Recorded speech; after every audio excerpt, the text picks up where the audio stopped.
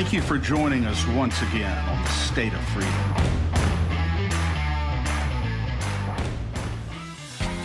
The State of Freedom is a listener-supported podcast. We're committed to pursuing the truth about policymaking, regulatory actions, and political maneuvers in Louisiana and at the national level that stand to impact your freedoms. Please support the State of Freedom by becoming a monthly supporter or member of the Warrior Circle, or by advertising your business, your nonprofit, or your event with us. Go to freedomstate.us. We are bypassing the mainstream media cartel and the establishment political parties in Louisiana and coming directly to you, spreading the uncensored voice of freedom across Louisiana and beyond. Fuego, it's just unbelievable. Whether it's the flame-grilled carne asada or a signature mango margarita. I had one of those too. They're serving up a literal feast of freedom at Calle Fuego. It's just extraordinary. I love the owners, Andres and Jose. They run such a great restaurant. The service is extraordinary. The atmosphere is great. So if you're in Pineville in the Alexandria area or passing through, or if you live there, go to Calle Fuego and tell them the State of Freedom sent you. Good morning, everybody. Welcome to the State of Freedom, where we're grounded in faith in the Constitution, where we are committed to giving voice to the truth, living with courage, and taking action. It is Thursday. What day is it? Thursday, April 16th. It's 8 a.m. Central, and I'm Danielle Walker, and I'm joined by my friend and co-host, the Watchdog in Chief, who's been burning the midnight oil right alongside me, Chris Alexander. Indeed, we have. We're running out of wax, baby. Running out of wax. Oh my goodness gracious! And then once we run out of wax, Danielle, it'll simply be the light of all of our intellectual illumination that'll have to shine the way for us. Well, let's hope our oil doesn't run out, Chris. Yes, let's hope we're not relying on that, right? Well, we're coming to y'all live on Voice of the People USA TV and radio network on Rumble, X, YouTube, and Facebook. Wherever you're watching, give us a like, give us a thumbs up. It helps us with the algorithms. Y'all know that. Just hit that thumbs up button. Share it with your friends as well. You can also catch us later on our audio-only podcast platforms like Spotify and Apple Podcast. Well, we have a special guest with us today. Louisiana State Rep Lauren Ventrella from District 65 will be joining us here in a few minutes. I know she's having a couple tech issues, which we can all relate to. So what I'm looking at here, Danielle, if you can see this, it says that it's connecting. That's the screenshot she sent me and said it's connecting. Okay. I just followed your directions and told her what to do. I don't have any idea what most of it means. But I followed your directions. So she's trying to get on Google Chrome, and okay, we'll have her in a second. Yeah, no sweat. But she's been a very consistent and strong conservative. We've been really proud of the work she's doing in the legislature. And Lauren's also an attorney in private practice in the East Baton Rouge area, or Baton Rouge area as well. And I think that work really comes, or, her background and her professionalism really comes through in the work she's doing at the legislature, Chris. Oh, very much so. I think she's great. In fact, our able tech, Katie, is in the process of clipping a portion of her testimony. Did she already send it to us? She did. You know what? I didn't upload it. Okay. All right. This is Thursday, folks. This always ahead of the game. Yeah. So Yes. Anyway, there's a really good clip of Lauren in the hearing on House Bill 7, the eminent domain bill for CCS. I thought was very good. So we're going to play that and a lot of other good stuff to talk about today. Let me get that. I'm going to try and get that on my computer. Yeah. TSOF coming in hot. I mean, we're fortunate that we're coming in. That's kind of where we are right now. All right, I'll get that queued up here in a second. While we wait for Lauren, why don't we? Oh, y'all, hold on one second. I don't even know where my screen went. Okay, we're gonna make it. Why don't we read the scripture of the day and get ourselves together a little Yeah, bit? let's do it. Let's do it. Okay. Yeah. I see we the people in the chat. Good morning. All right. It is the scripture of the day today is First Corinthians chapter 13 verses 8 through 13. It says, "Love never stops loving. It extends beyond the gift of prophecy which eventually fades away. It is more enduring than tongues which will one day fall silent. Love remains long after words of knowledge are forgotten. Our present knowledge and our prophecies are but partial, but when love's perfection arrives, the partial will fade away. When I was a child, I spoke about childish matters, for I saw things like a child and reasoned like a child. But the day came when I matured and I set aside my childish ways." Hold on, I think it goes on a little bit more. Hold on. "For now we see but a faint reflection of riddles and mysteries as though reflected in a mirror, but one day we will see face to face. My understanding is incomplete now, but one day I will understand everything, just as everything about me has been fully understood. Until then, there are three things that remain: faith, hope, and love, and yet love surpasses them all. So above all else, let love be the beautiful prize for which you run." And we know that God is love. So when we put our faith in Him and He takes up residence inside of us, our lives should always be increasing in love. And we know that love looks like something. It's more than a feeling, it's more than a nice word. Verse 4 of this passage is very familiar, and it tells us what love looks like. It says, hold on one second. It says, "Love is large and incredibly patient. Love is gentle and consistently kind to all. It refuses to be jealous when blessing comes to someone else. Love does not brag about one's achievements nor inflate its own importance. Love does not traffic in shame and disrespect nor selfishly seek its own honor. Love is not easily irritated or quick to take offense. Love joyfully celebrates honesty and finds no delight in what is wrong. Love is a safe place of shelter, for it never stops believing the best for others. Love never takes failure as defeat, for it never gives up."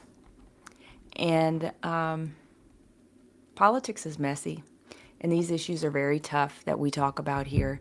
And often they're very personal to us, they're very personal to you, the viewers. But this is a great reminder that regardless of what policy issue or political fight we find ourselves in, our highest calling is love. So we need to make every effort to lead with love and to do our work from a starting place of love, because that's where it all started, right? We all got into this because we love someone. If you love your kids and you want a better future for them, you love your state, you love this nation, and you want to see the best for it. That was the starting place. And so let's remember that starting place and go back to it and make sure it's the place that we continue to go back to. Yeah. You know, it's so powerful that scripture, St. Paul's scripture, and he talks about, in this life we only see through a glass darkly. If you look at the old language of that passage, I love it. He says, "Now we see as through a glass darkly, but then face to face, with Christ." In the Catholic Church, we call it the beatific vision, where everything after death becomes completely clear. And all the things in life that never really made sense, because God never guarantees that everything is going to make sense to us in this life. That's why we have faith. But can you imagine the moment when we see God face to face and then it all makes sense to us?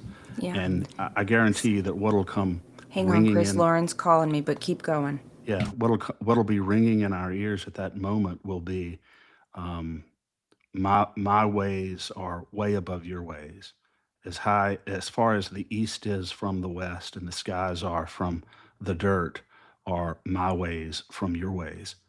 So we're never going to really fully understand God in this life, and really, even at the deepest level of spirituality, we really only understand a microcosm of who God ultimately is. He's so grand and so noble and so big and so loving. And but we have faith, and He will give us the light that's immediately in front of us to do what He is charging us to do in this moment. And that's a guarantee that, and so if we can just take it one moment at a time, one day at a time, try to live in the present moment and understand that our only responsibility is right here in this moment, right now. We're not responsible for yesterday, and we're not responsible for tomorrow. We're only responsible for this moment. And I find that very burden freeing when we think of our lives in that way. And really, the only thing that's real is this moment. And I have to tell you that we the people, whenever I'm around we the people, I sense a great degree of selflessness and love for each other in that group. I mean, there's no competition, there's no um, sense of trying to get ahead of somebody else or be better than somebody else. Everyone seems to be working together toward a common goal. And that's why I admire We the People so much. You know, I oftentimes say that, if every advocacy group in Louisiana were like We the People, then I think we would change things overnight. I would charge the gates of hell with a water pistol if I had We the People by my side. I really mean that, because it's just an incredible organization. But, let's just remember as we go forward each day. And some days, quite frankly, will seem like, man, I didn't do anything today. This was just one big zero this day. And a lot of times, those are the very days that we actually have influenced something, who observed us doing something, or who saw our courage in a committee hearing.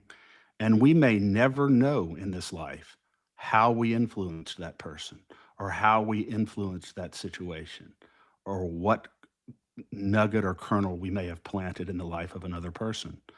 So, everything that God does is paradoxical. Everything that God does is the opposite of the way we think in the flesh.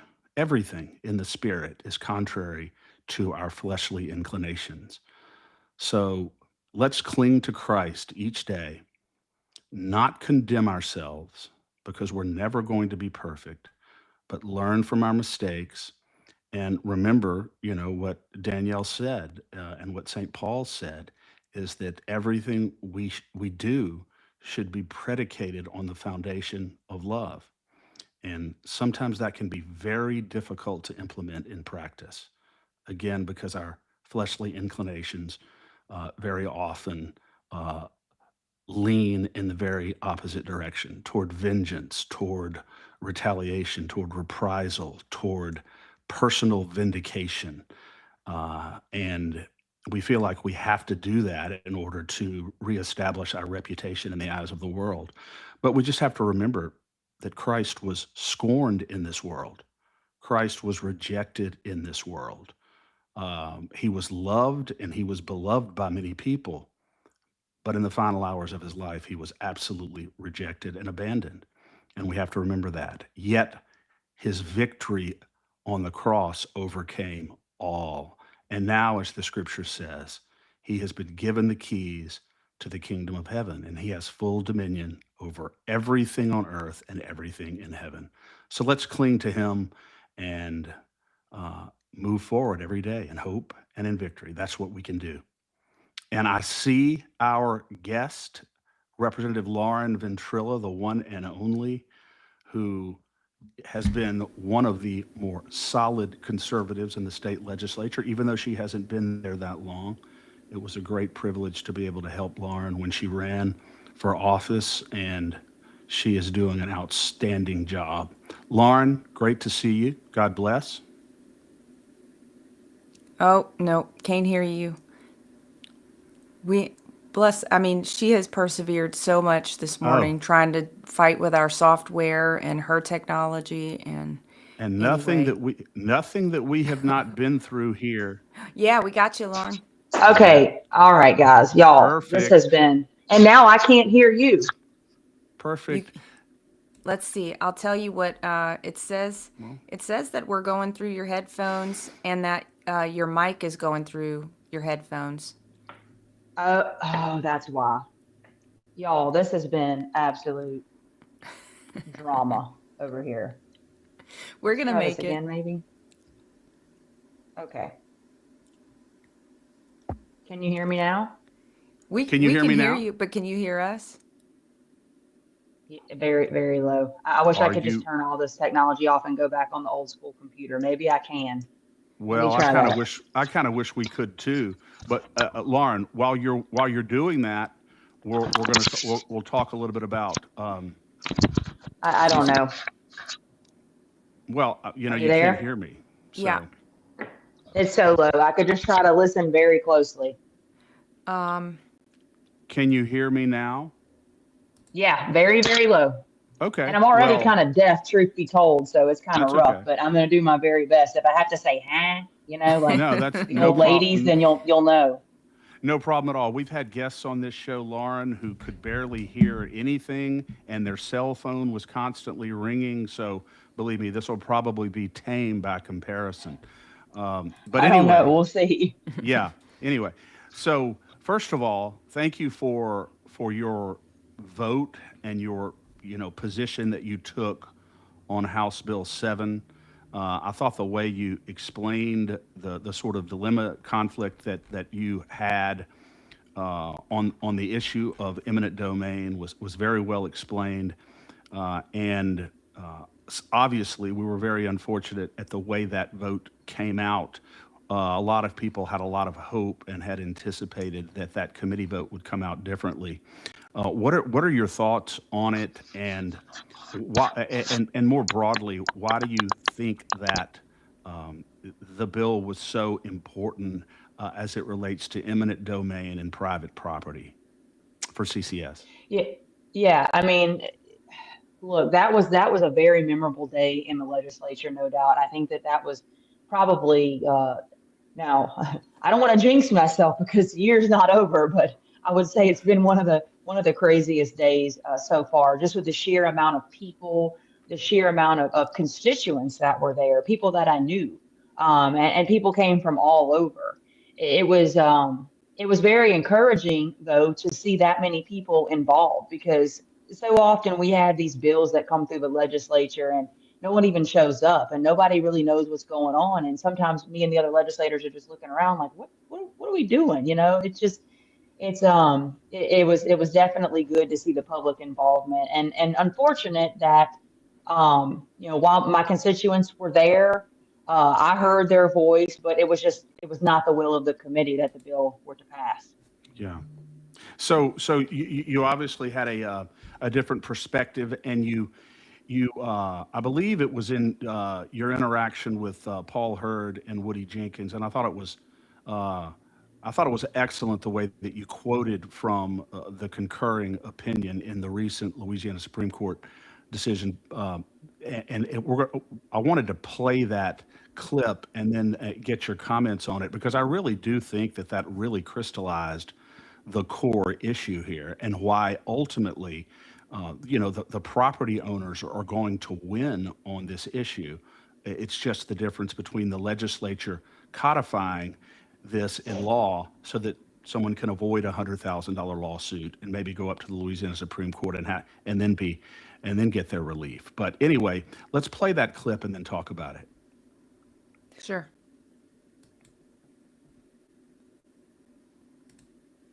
So would you say in this case you don't feel or you guys don't feel legally that the full value of the loss that we have, that what Louisiana law requires? As I understand it, we're a little bit better than some states, right, when it comes to eminent domain. We got a little extra push.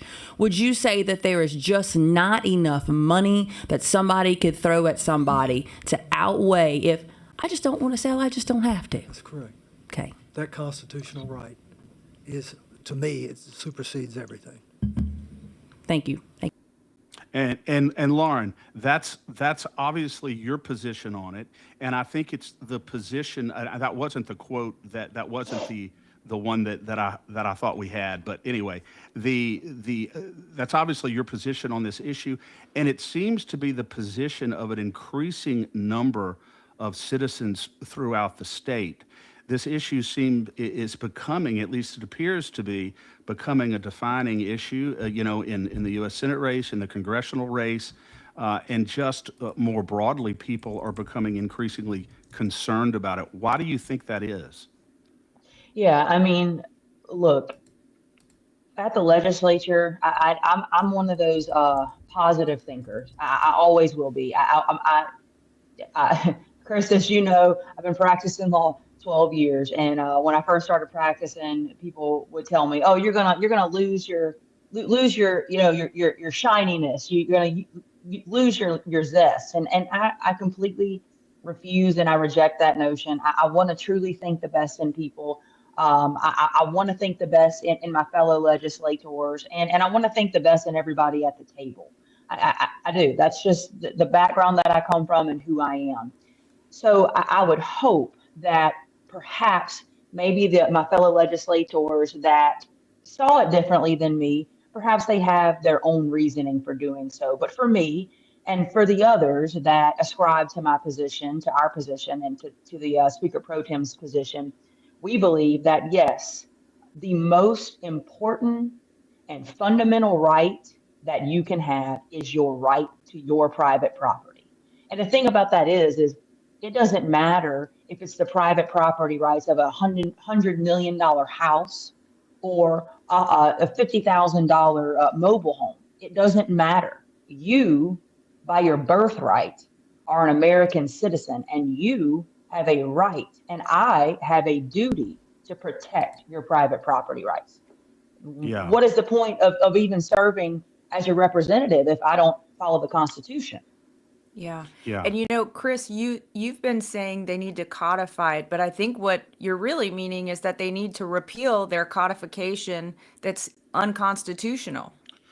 That's true, and but his bill, Mike Johnson's bill, would have affirmatively codified the provisions of the Louisiana Supreme Court, provisions of the Constitution. I'm sorry, and the provisions of the recent Louisiana Supreme Court decision that affirmed those provisions. So there would be a statutory codification. But if all they did was go in and repeal current law, that would be sufficient for our purposes.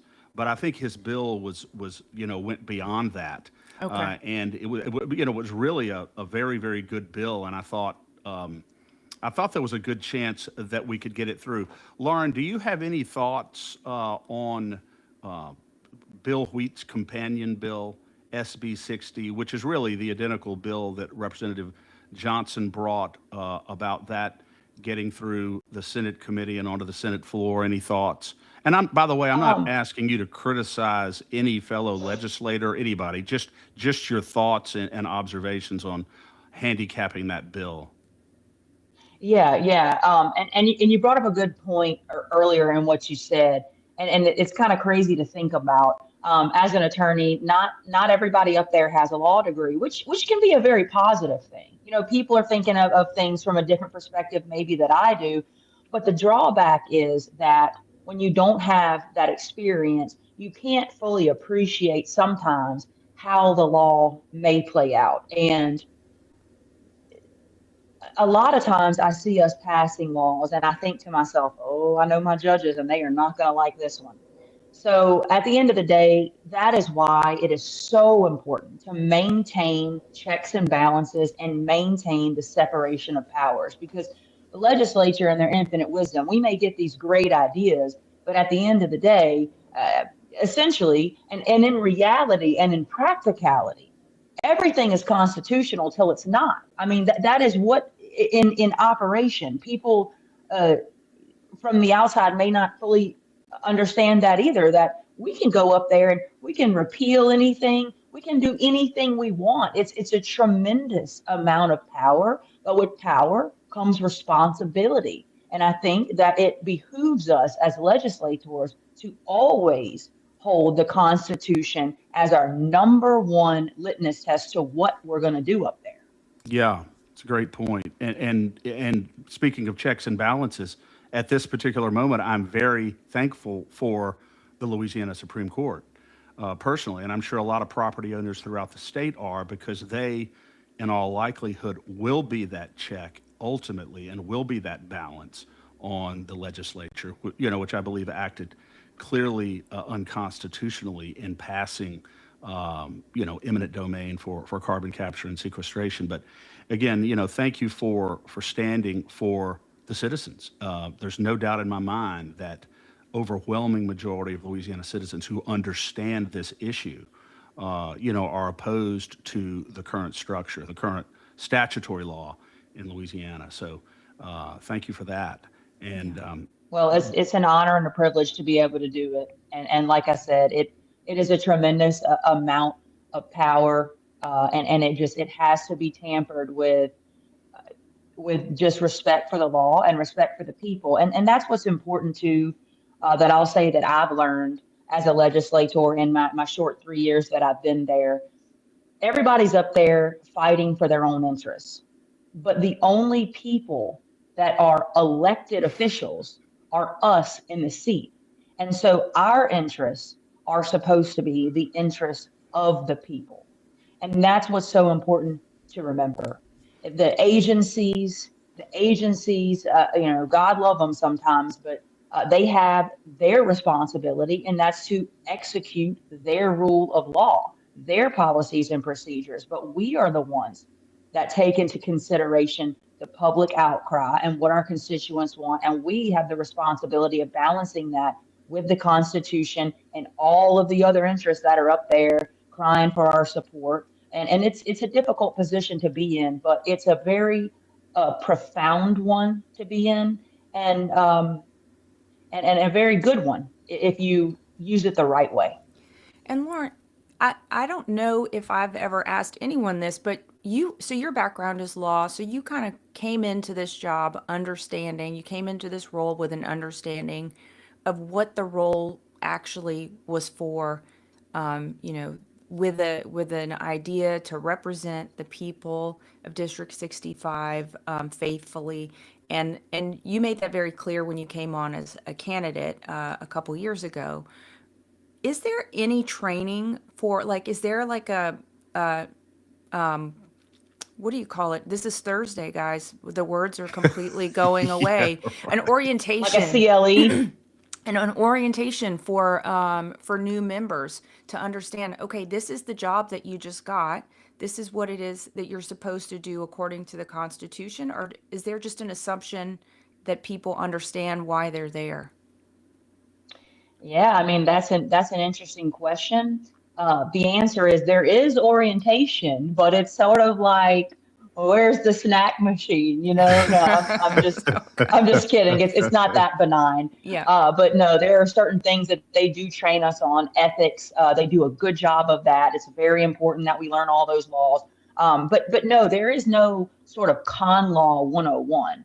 And maybe perhaps could be a good thing and a bad thing, right? Because if you have somebody up there, let's say you have some lifelong bureaucrat or lifelong agency person that comes up there, and they're going to give you their version of the Constitution from their lens, because there's obviously there's different political parties, and everybody wants to interpret the Constitution to what benefits them. But the important thing is if you interpret the Constitution as an originalist, as its original interpretation, right? Like Scalia, like Justice Thomas, like the people that we know and respect as conservatives. So if they had one of the famous people up there teaching us Con Law 101, I'd be all for it. But I think that's a very good question that you asked, Danielle, and maybe something that would benefit the legislature. But at the end of the day, again, it's all about how you interpret it. And would that necessarily change anybody's opinion? Well, maybe not. That's true. Now, Chris mentioned before, whenever we were getting you to join us today, that you had some particular views on Lori Schlegel's bill, House Bill 410. which we view as, an attempt to silence investigative journalism. What's your take on it?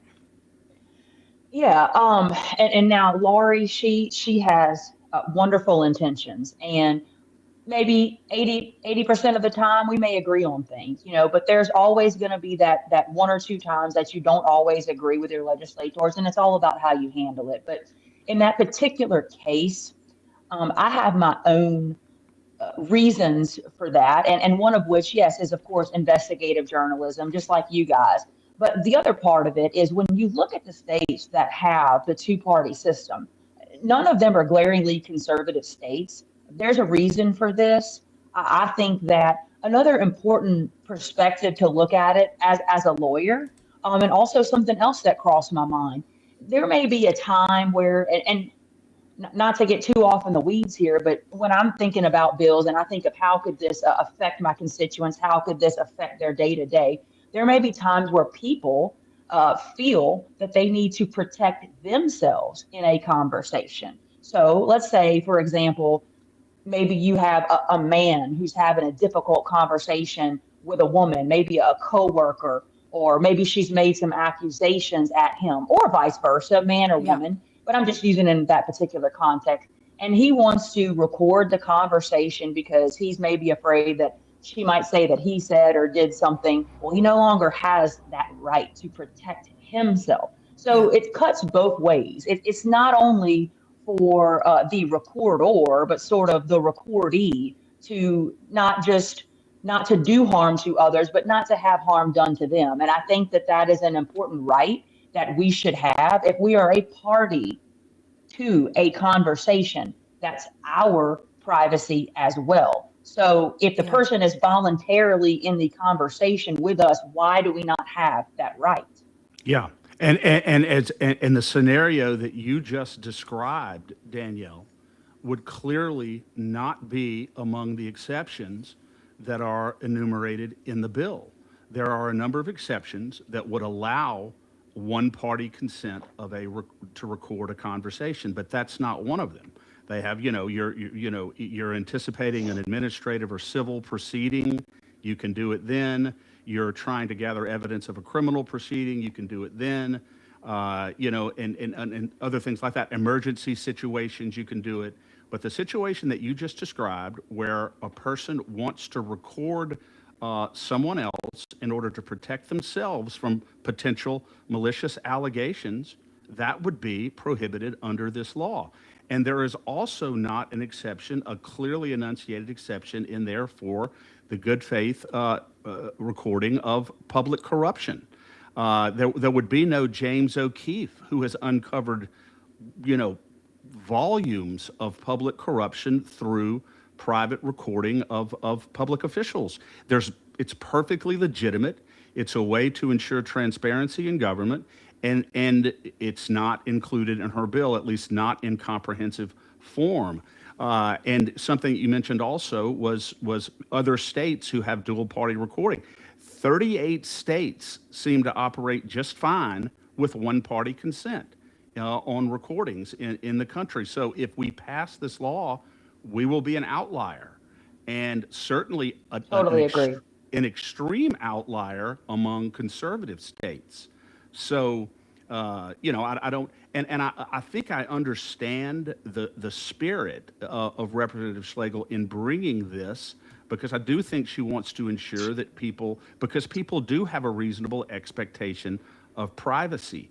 But, I think there are very compelling reasons to allow, in most circumstances, one party consent recording. And it's just extraordinarily important. And that's why we're so opposed to the bill as written. We've asked for an amendment, a very clear amendment, that would make the bill palatable for us, even though we really don't like the idea of two-party recording to begin with. But we're offering that amendment. And, it hasn't been scheduled yet over on the Senate side in committee. But, I think it passed in the House, but I know it passed in the House, but there were quite a few conservatives who voted against it, including you, and there were quite a few conservatives who were absent for that vote. So it could go in any direction over in the Senate. We'll see, and we're going to certainly keep the heat up on it. You had mentioned also, Lauren, that y'all use this in your in your line of work. Sometimes you do covert recordings for evidentiary purposes in court Yes, cases. yes, Um, yes. And again, it's you you you hit the nail on the head with that. You have a reasonable expectation of privacy. And that is the reason why it was already illegal to just walk around and record people's conversation if you are not a party to it. You have to be, it's like, I don't know what we're like a solution in search of a problem for this bill, because if you are a party, and that is what is important, that's why it's one party or two party. It's not random Joe Blow walking down the street and you're stalking him, and that is not what this is about. It is Great Unless point. specifically unless you're applicable. unless you're a technology company, in which case you can just record whoever you want whenever you Sure, want. yeah, unless you're Right. unless you're Facebook or That's a a data separate company. issue. Yes, but Lauren, that's Exactly. great points you make, Lauren, about eavesdropping is illegal. I That's can't right. record you and Danielle's conversation if I'm not a party to it. That is If you are not a categorically party to illegal. it. So, Yeah, do you have a reasonable expectation of privacy if you are knowingly, willingly, and voluntarily a party in a conversation? That's crazy to me. We're having this conversation right now. I know that it's being recorded. It is my choice. But irrespective of that, I am voluntarily entering into the conversation with you. So it is the rights of the individual that we're not taking into consideration the rights of the other person, right? We're only Yeah. taking into consideration the rights of the other person that may or may not want to be recorded. Yeah, absolutely. I think that's a great point. And I'll just absolutely. Yeah, mention a couple comments in the chat here. Earlier on the HB7 issue, John said, "Without our rights, we have nothing. Unitization for an industrial waste is absolutely crazy." We agree with you, John. Thank you. Rhonda says, "Thank you, Lauren Ventrella, for voting yes on HB7. The people won't forget." And David says, "Thank you, Lauren Ventrella, for being on the side of the Constitution and the people and not on the side of special interest groups that don't have our interest in mind."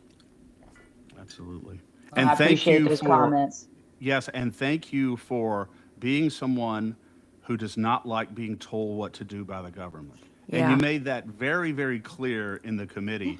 And quite frankly, we need more who do not like being told what to do by the government. But by the way, I've known you for a long time now, and that wasn't a revelation to me, by the way, when you said that. Not shocking, and it's not shocking to my husband either, because I made that joke. But yeah, I grew up that way, and I think a lot of life is your experiences and the people that you surround yourself with. In my district, we are a very hardworking, conservative, blue collar area. Like stay out of my life, stay out of my privacy.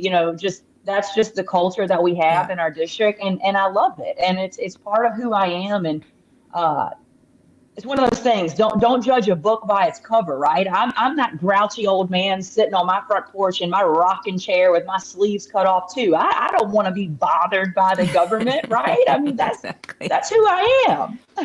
That is so awesome. It did take me off guard. I just loved it when I was watching your testimony and you said that. I was like, "Oh, I didn't know there was so much sauce in there." I really liked it. I was No surprise, no surprise there to me at all.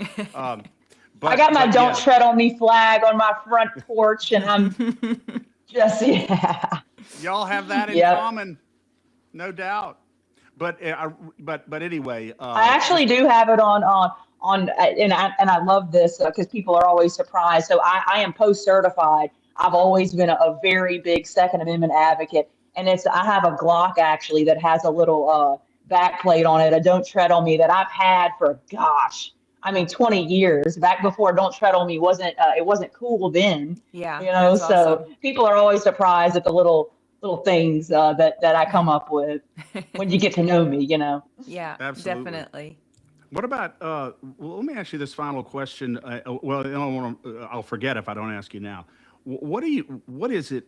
We've had some reps on the show who've talked about the difficulty of maintaining a straight line once you get into the legislature. There are all kinds of temptations to self-enrichment, to self-aggrandizement, massive, powerful special interests that are always competing for your attention there. Uh, how do you maintain a straight line to the people once you get there and you're consumed and surrounded by really temptations everywhere in that body? It's not difficult at all, Chris. It's not. I know why I'm there. Uh, I know that God put me there, and I don't really in public. I mean, I don't really get into my faith because I really try to be strictly business when I'm there. If you watch some of the things that I ask, I'm cross-examining people. I'm behaving no differently than I would in a courtroom. But that's a very personal question, and it's not hard at all. I know the reason that I'm there, and I will never forget that.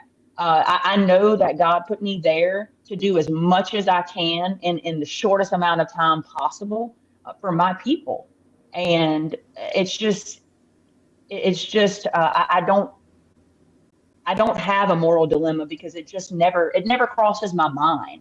And that almost makes me dangerous because I truly don't care about anything else other than the reason why I'm there. And that's why I say things in committee and I don't care if you record my conversations or not, because I am going to say to you or to anybody else what I would say. I don't hold my tongue, no surprise. I am a 100% authentic. I got makeup on because I'm trying to make myself look a little younger and, these blonde streaks in my hair. But who I am inside is never going to change. And for me, it's not hard at all because it doesn't cross my mind. Yeah. Because I know my purpose and I know what my obligations are and I know my objectives and I know that God put me there. And if God doesn't want me there anymore because of a vote I took or something I said or something I did, that's fine.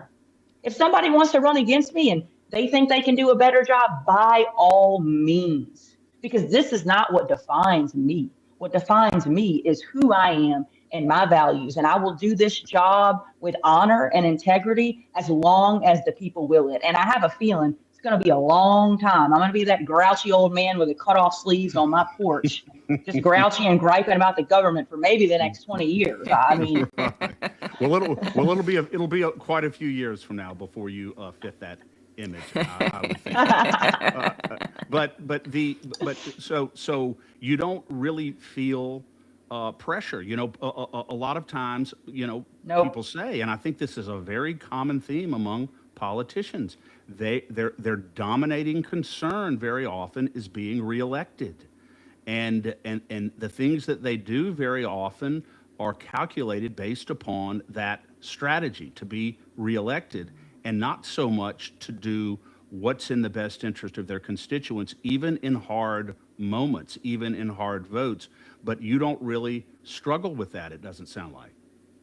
No, but people that know me, it's like maybe my elevator doesn't go to the top, Chris. I don't know. It's going pretty high. It's going pretty high.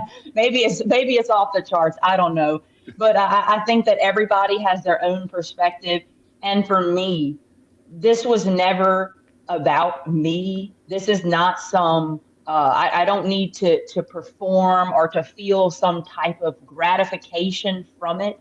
Look, there are days when it is rough and when it is draining. I'm going to tell you, on someone like me, it is draining. I have a almost 3-year-old now, and I'm local, and I could not do this job if I was not local. There is no way. But the amount of time, even being local, that I spend away from my child, if I am not doing something that I believe truly benefits her in the future, and her children. What am I even doing? I'm not up there to play games. I'm not up there to waste time. I'm not up there. And look, they have parties and they have good food. And man, I probably gain weight every year when I'm up there.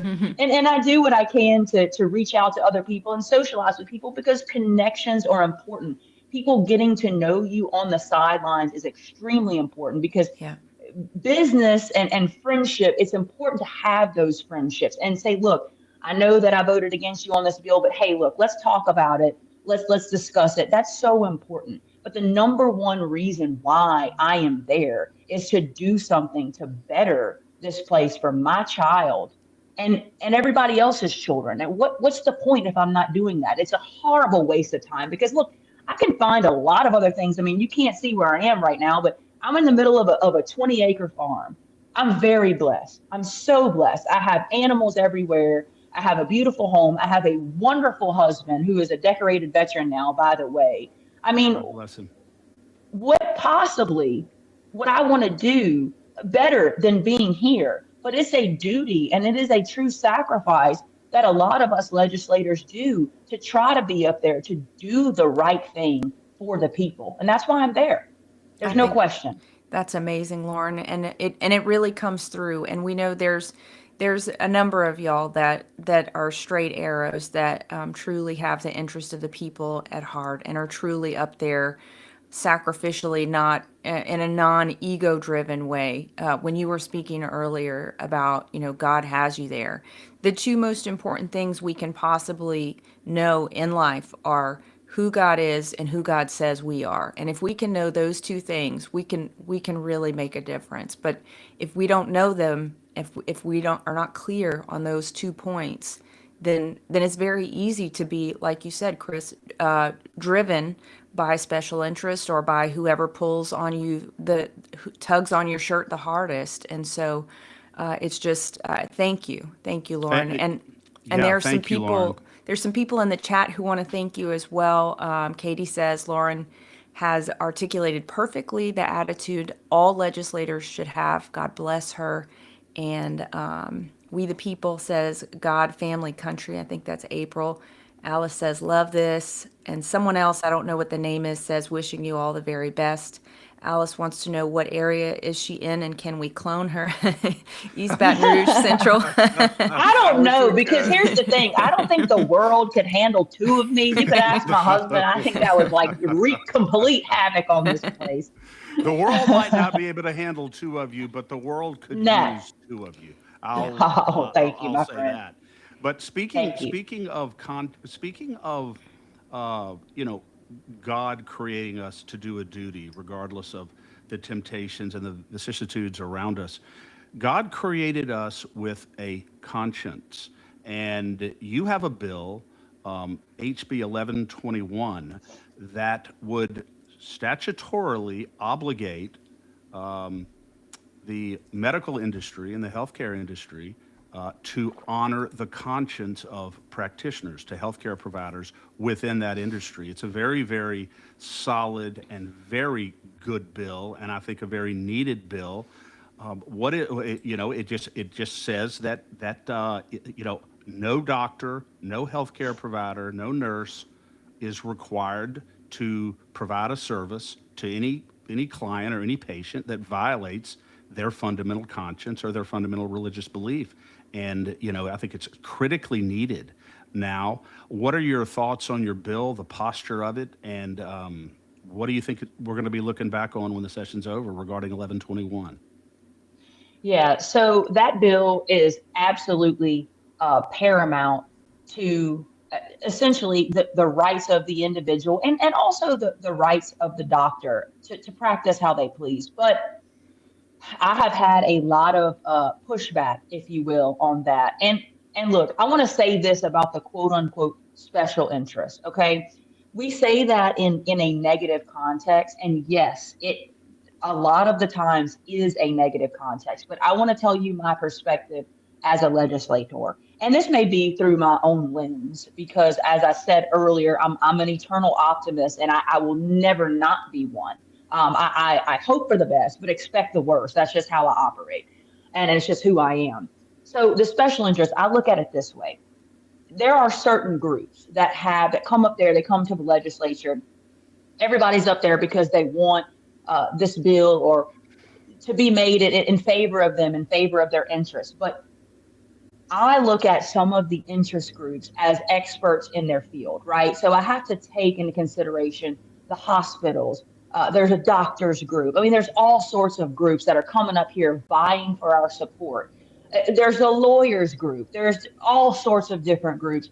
And I try to listen to what they say and say, you know what? Maybe I didn't think about it that way because I think that's my duty. That's my obligation. I have constituents. For example, the other day, the CCA bill, I'm sure you've heard of the Menhaden bill. My constituent is the chief operating officer of CAA, the coastal group that was in favor of that bill. So I have people, and I'm like, golly. You're talking about Orgeron's bill? Yes. That went down a couple of days ago. Yes, it did. It did. So the conservationist perspective is my constituents. So it's crazy getting up there. I mean, I have constituents that I'm sure you heard about the plumbing bill, Fontenot's plumbing bill. My constituent was president of the plumbing board, the other one president of the contractors association. So I'm like, y'all, District 65 is hot. We have some really great people up there. So I don't want to knock all of these groups because they do serve a purpose to a degree. Because you have people that come up there and they say, look, maybe you didn't think about it from this perspective. So it's all about your intentions. You can say special interest, I don't want to listen to them. And if you say special interest in the negative context because you're looking for this and that's what your interest is, your pocketbook, then you are doing it wrong. The right way is to say, let's listen to the stakeholders, see what they have to say, to see if maybe I didn't think of it from your perspective, right? So the bill, I'm having conversations with the hospitals, and they brought up a very good point that the way that the bill is written, it could incentivize crazy behavior. Like, for example, and one of my constituents is one of the associated people, someone that I go way back with, and a very good Christian, kind person. What if the doctor and the patient and they want to do voodoo medicine and this crazy stuff and it ends up hurting somebody? We have to put guardrails on it. So I'm working with the people that we wrote the legislation with to make sure that we don't have anything crazy like that taking place, because then the private property rights or the private rights of the business, meaning the hospital, they don't have the ability to terminate somebody if they're doing crazy stuff. And I thought about it from the perspective as a lawyer. If my associate is going out doing this crazy thing in court, I still want to have the ability to say, look, this is not right for the Ventrella law firm. You don't fit here. I'm going to have to let you go. And we need to make sure that that's the balancing act, and why it is so important to elect people that have the right intentions to be up there, because that's what's important to me. It's about balancing and doing it for the right reasons, not because somebody told me to, but because it actually is a good idea. And that is what is important about being an open-minded individual, to say, I am not ego-driven. I want to hear what you have to say so we can make this legislation better. And what drives me is my principles. And so I take all of this information in like a big filter, right? And I'm thinking, how can I make this better? How can I cancel out any negative scenarios that would come up, but make the positive and the reason behind the bill apparent? So that's how I legislate. I think that's excellent, Lauren. And a question for you on that bill, and I know, Chris, it looks like you have one too, but is the filter, or can the guardrails simply be to stay within the Hippocratic Oath? Because if people aren't doing harm or feel from their conscience that they're not doing harm, sometimes not doing harm is an intervention, and sometimes not doing harm is not an intervention, is withholding an intervention. So I don't know if that's factoring into the way that you're looking at kind of remedying that the concern of the hospitals. Yes. And that's exactly where I'm going with that. And so a lot of times when we're writing these bills, we're doing them quick, and other lawyers are writing them. I did not write this particular piece of legislation. In fact, we as representatives don't really have time to write it. That's what they give us lawyers for on the committees. They generally will write the bill, or someone else from a group. You guys may have a bill that you want written, and you'll submit Right. this to me and say, hey, can you take a look at this? We'll submit it to the staff. And this is just behind the scenes how it works. We submit it to the staff on the committee, and then the staff will make the changes as they see fit. Then they submit it. And we say, yeah, sure, looks good. But we know as legislators, the bill that we initially run is not going to be what it looks like in the end. And you'll have people freaking out about a bill, because, oh my God, this, that, and the other. But like we know as legislators, because a lot of people from the outside don't know, we call it making sausage, right? Because it's a good analogy of you put something in, how it looked in the beginning is not how it's going to look in the end. It's going to be a pretty little package at the end, and little links or little rolls. It looks great and tastes great, but in the beginning, that's not how it starts. So yes, you hit the nail on the head with that. If that is where the bill will likely go. And there's the people that I'm working with on the bill come from a long line of this type of legislation, and it's going to be a lot better and a lot more clear in the end with the initial principle kept intact. Yeah, exactly. The initial principle.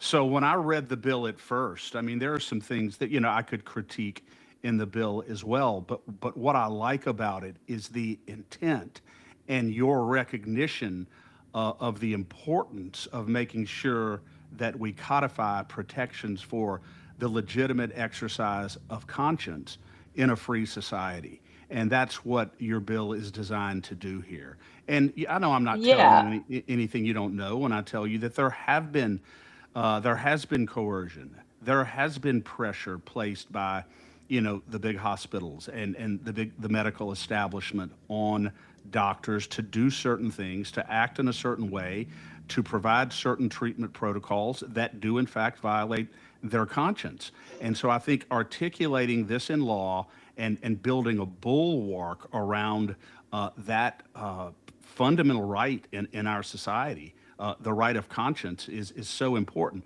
And I'm certain that the bill is not going to look exactly the way it does right now when it's all said and done. But hopefully we've retained the original intent of the bill while minimizing as much as possible any unintended consequences. And I know that that's your goal here, and hopefully, we get to that point. But I just admire the bill, and we're going to be working hard to try to Hey, get it I passed. lost you guys there. I'm sorry, Chris. Can you guys No, I hear me was just now? telling you. Well, I don't know where I lost you, but I was just telling you that we admire the bill, and we're going to be working hard to get it through. And I know that, you're not one. You're one who will compromise on things that do not compromise the fundamental intent of the bill, or you would rather just not bring the bill. I know how you are. You would rather not. You would rather have a good bill fail than a watered down compromised bill that is basically gutted and meaningless pass, just so you can walk around and say, I got a bill passed. I know you well enough to know that that's not how you are. Yeah, yeah. I don't. As a practitioner, I don't like to lose. I don't take cases that I can't win. And it's important, like you said, to keep the general principle alive. And as an individual, it's interesting since I've become a mother. I have a 3-year-old, like I said, almost 3-year old. She'll be 3 in June. I have always been a very health conscious person. I would say for the past 10 or 15 years. But when I had a child and when I was carrying a child, that's when my eyes were really, really open. Because at that point, I wasn't just responsible for myself. I was responsible for another human. And so that's when things changed for me drastically. And I sat on the floor of the legislature, and I try not to put my private business out there too much, because it's not about me. This is not, I'm not legislating for me. I'm legislating, yes, for my child, but also in turn your children. So, but we come at this with our own personal experiences, and man, I sure have had a lot of them, a lot of crazy ones. And so, I think it was last year there was a bill. I think Kathy had a bill about vaccines, and people didn't know about how people had been fired from their pediatrician for Exactly. failing to Right. vaccinate their child. And a lot of the members that I had one-on-one conversations with knew that. And they're all looking at me with big eyeballs, like, are you going to say something? Because nobody's going to put my personal business out there. It's like HIPAA, it's like my Mm. private health information. Like, it's just a respect for one another, if I wanted that in the public eye or not. And I did end up saying something about it. So that is where I'm coming from as an individual. I can say that I have had personal experiences where we were fired from a pediatrician for not vaccinating our child.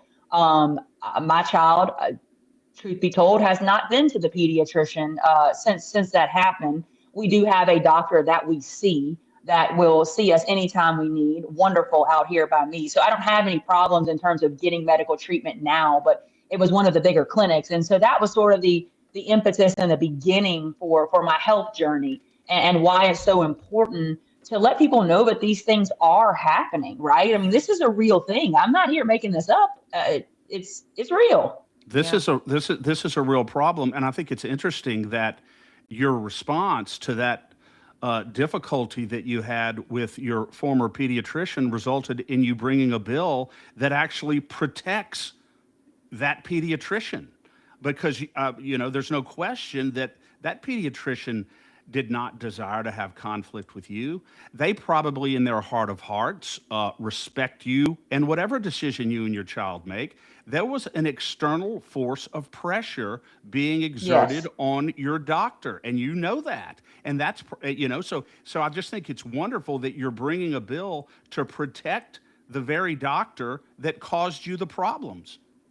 Yeah, and I think it started really from COVID. We know that Blue Cross and several of the other health insurers, and I'm not picking on Blue Cross, it was all of them, that were giving certain incentives for having a certain percentage of your clinic vaccinated for COVID. Yeah. And I don't know if this was a thing before that, but the COVID sort of brought that to the front lines, and where people knew that this was going on, and it was going on behind closed doors. And I'm not really sure what the incentives were, but they got paid a certain amount of so what percentage was vaccinated. So it all kind of goes around, and that ties back into special interest, right? You got to follow the dollar. Like, who's benefiting from that? Do you think the pediatrician is benefiting from that? Like, probably not. And the pediatrician, very kind man, and I mean, he didn't. I'm sure he didn't want to fire us. It wasn't like a Donald Trump, you're fired thing. It was like, look, I'm sorry. It's our policy here. And so it's important to take that into perspective, to say the private rights of the doctor, the individual, but you have to balance that with the private rights, essentially, of the business. So it's a fine tap dance. It's a balance. But if anything, this has certainly helped raise awareness to the issue. And look, I was told this several years ago when I first started. It takes 3 to 4 years to get a good piece of legislation passed. The first year, you got to start the conversation. The second year, you got to do the legislation. The third year, I mean, it goes on. And as you can see over time, look at where we came with COVID vaccines now versus where we were during COVID, right? We've come so far. We've raised so much awareness. We've done so much good. So even if the bill doesn't pass and it doesn't make it all the way through, it's important to know that we've started the conversation. We put this information out there, and I think that things are only going to continue from there. Yeah. Yeah. Case in point, Lauren, just to make your point here, Kathy Edmonston brought her bill to prohibit requiring the COVID shot to go to school in Louisiana 3 times before that bill passed. And we were there every single time. The first time Clay Scheck-Snyder let it die on the House floor. The second time he made sure that there weren't enough people in there to pass it. All the machinations that go on there. But I mean, she was heartbroken the second or the third time that bill failed, but she brought it back again and finally got it passed. So I couldn't agree with you more. Now, that's not always the case. Sometimes they can get through the first time, but often they don't. But I certainly hope that this bill, this 1121, is fashioned in such a way that the hospitals can't object to it. I hope that it's I hope that it's so written, and you're getting close now, but I hope that it's so written that if they oppose it at that point, the only reasonable inference is that they oppose the legitimate exercise of conscience under our Constitution. And I hope we don't have to come to that conclusion. But if the bill is fashioned the right way, they should support it. And that's the way we look at it. So. Yeah, because ultimately it would protect them, right? I mean, if they say that we have these policies, but they're really guidelines, if they're able to call them guidelines because there's a bill that they can point to, everybody wants to point to some higher reason why they have to do something in these kinds of scenarios, especially when you're looking at insurance and you're looking at all kind of liability. So if they can say, look, we have to let these people practice the way they want to practice. We have our guidelines in place. Maybe they will be happy with that. I would love to believe that. Yeah. Yeah, I hope so too. I hope so too. And another instance I was thinking about was constitutional carry. How many times did Danny McCormick run that bill until we finally got it passed? 4 years. Yeah. 4 years, Lauren, and you were probably, and I know how you are on the Second Amendment. It's just the same way Danielle is. You were probably frustrated, angry, and disappointed every time his constitutional carry bill failed. And then, but he's dogged, and he just like you are, and he kept bringing it, and finally, he got it passed. But anyway, I have great respect for you. I know Danielle does, and we're just proud to be in your corner and supporting you on some really good pieces of legislation, and going forward, you're making a massive difference. Yeah. Thanks, guys. I really appreciate that. Means a lot to me. I think that you guys' voice has really grown. Y'all's following has really grown, and I'm proud to know y'all and have y'all support.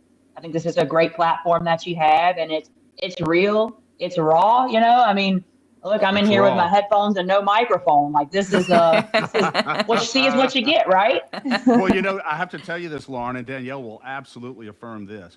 It seems like when we have a show, every time we have a show where some real kernels of truth, some real inspiration, some real hope is going to be manifest to our listeners and to citizens across the state, we always have these tech problems.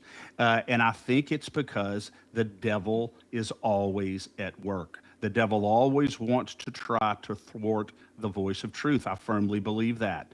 That's just how he is. But guess what? Oh, you're right about that.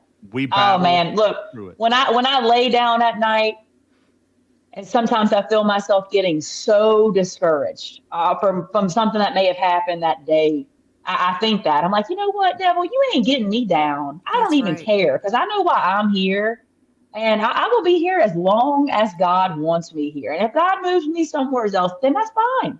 That is fine. I will happily pack my little stuff and go somewhere else. So I have to remind myself of that too. And I believe you are right. It is those negative thoughts that creep in. And look, the devil didn't stop us this morning. I got these little headphones, and my nice fancy microphone didn't work, but it's okay because you can still hear me. And we got the truth out there. So he didn't stop us, and he won't stop us. He won't stop us. Look, maybe weaker personalities, he might have more success, but I don't think with Ventrella coming on, I don't think he's going to have that kind of success. I think he's going to. I was going to go stand out in my pasture full of horses if I had to, and do it on my cell phone if I had to get service out there. We were gonna find a way. All we need is the voice. If only you could have FaceTimed me when I was out there, though, because you'd see some sights. I promise you that. Well, we're gonna have to do that one day. But you're a great American, and God bless. And we'll see you down at the legislature very soon, and we're going to be praying for you all the way. Thanks, Chris. I really appreciate that. Thanks you guys so much for having me on, and maybe next time we'll have a little tech problem worked out, or otherwise we'll just avoid a few cow patties in the pasture and do it from there. We'll do a test run before. We'll do for sure. Perfect. Awesome. Thank you. All right, guys. Have a good one. You too. Okay. Bye-bye. Bye-bye. She is a lot of sunshine. I think she's sunshine and vinegar, which I really love. Oh, you better believe it. And she seems to know when to apply it. Yeah. When to apply the vinegar and when to apply the sunshine. Yeah. No doubt about Sometimes that. both simultaneously. It's very nice. I Absolutely. appreciate her. She can switch from one to the other quite deftly. Well, Chris, we have a lot to cover for what happened this week, so maybe we can just jump into it. I know yesterday you'd hoped stuff. we could play a clip of Representative Raymond Cruz doing a line of questioning on Amy Freeman's House Bill 611, the one that would have put onerous restrictions on private pregnancy centers. Yeah, and I just want to lay it out very, very quickly here. This was the bill that Amy Freeman brought that would have required the 38 small faith-based pregnancy referral centers in Louisiana to come under the regulatory control of the government, the Louisiana Department of Health, with licensure, regulatory burdens, $5,000 per day fees and penalties for violations. I thought it was just an extraordinarily bad bill, and they couldn't offer one single reason why they were bringing it. They couldn't bring one example of one young lady who was in a crisis pregnancy situation who had been ill-served by any of these 38 centers. So I think it was being brought just because some people want the government to be involved in every facet of our lives. And I think that's why the bill was brought. But this interchange that we're about to see between Representative Cruz and the legislative auditor that the author of the bill asked them to do an audit on 12 of these pregnancy-based pregnancy referral centers. And this exchange is so interesting between Representative Cruz and this auditor. So that's what we're about to listen to. All right. They're already doing everything you want, but you still feel like everything needs to be regulated on another level.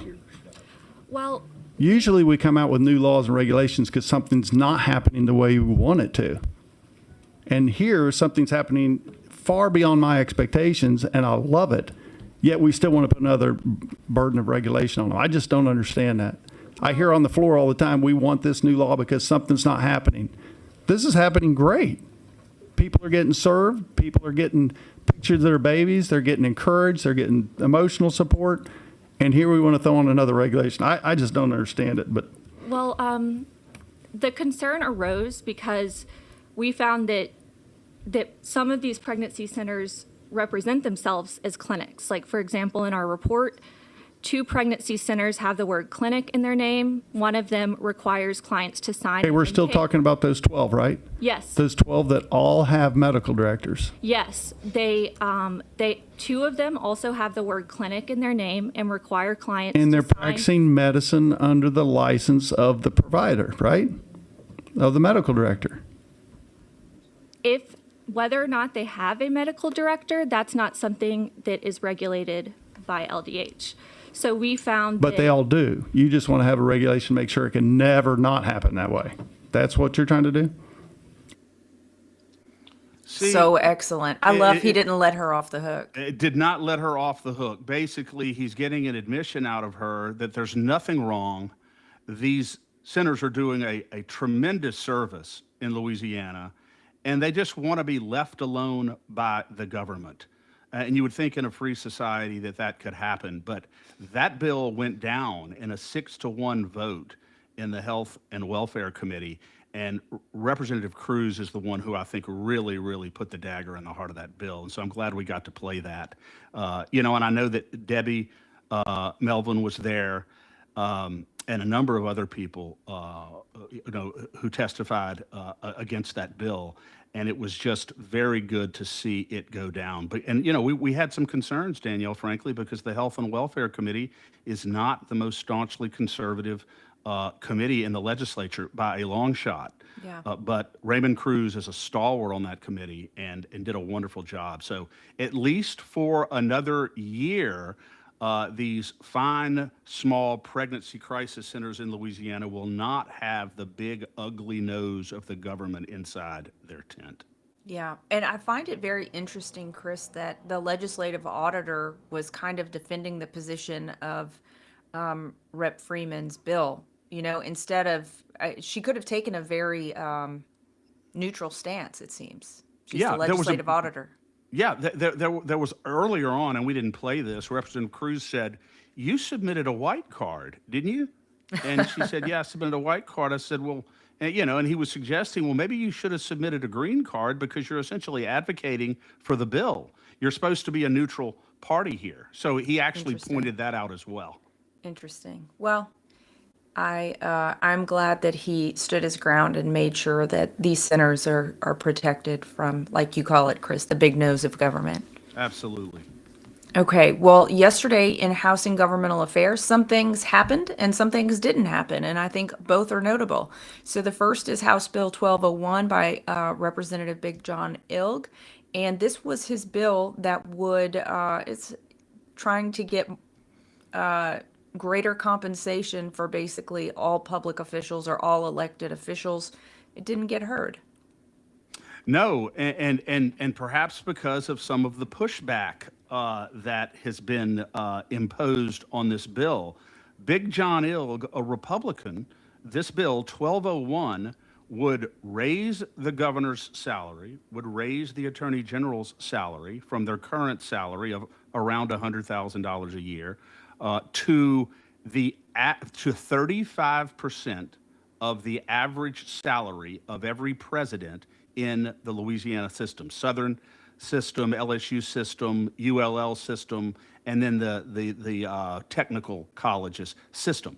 The average salary of the presidents of those systems is about four or $500,000. So 35% of that would be around $160,000. So John Ilg is basic, and it would automatically increase whenever their salaries increase.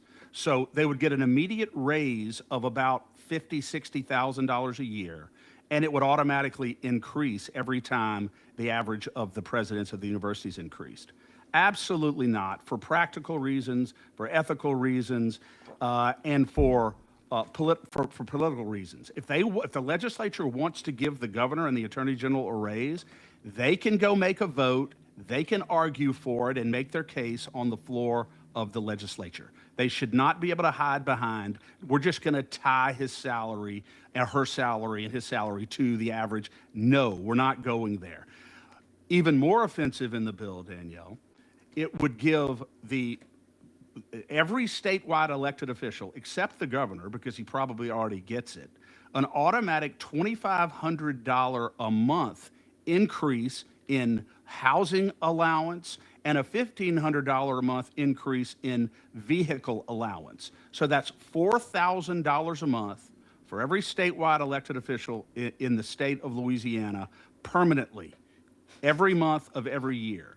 So we're talking about $600,000 outlay for this.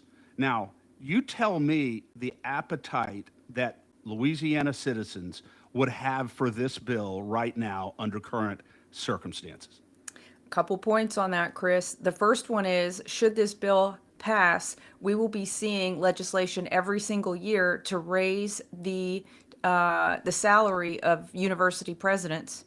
I can guarantee you that. Exactly. God, that's an absolutely brilliant point. We'll suddenly see renewed enthusiasm for all of the great work that all of these presidents of these colleges are doing and just not being adequately compensated for it. Right. And one thing I don't think that we will hear voluntarily when they're trying to raise the salaries of the presidents, we won't hear again that the governor's salary, the attorney general's salary are directly tied to that not. raise. Of We'll never course hear not. that. No. And the other point, Chris, is, again, and we beat this, but I don't know how dead a horse can get, but this horse is pretty dead. Where is the work to reduce our spending? Where is the work to get rid of fraud, waste, and abuse? Because we know we have it. We know that it seems the only fraud and waste that has been identified, reported, and championed was the Medicaid fraud. Was it Medicaid or Medicare fraud? And I think that was directed by the federal government, if I'm not mistaken. Someone can correct me if I'm wrong. I'll be happy to get off that soapbox if I am wrong on that point.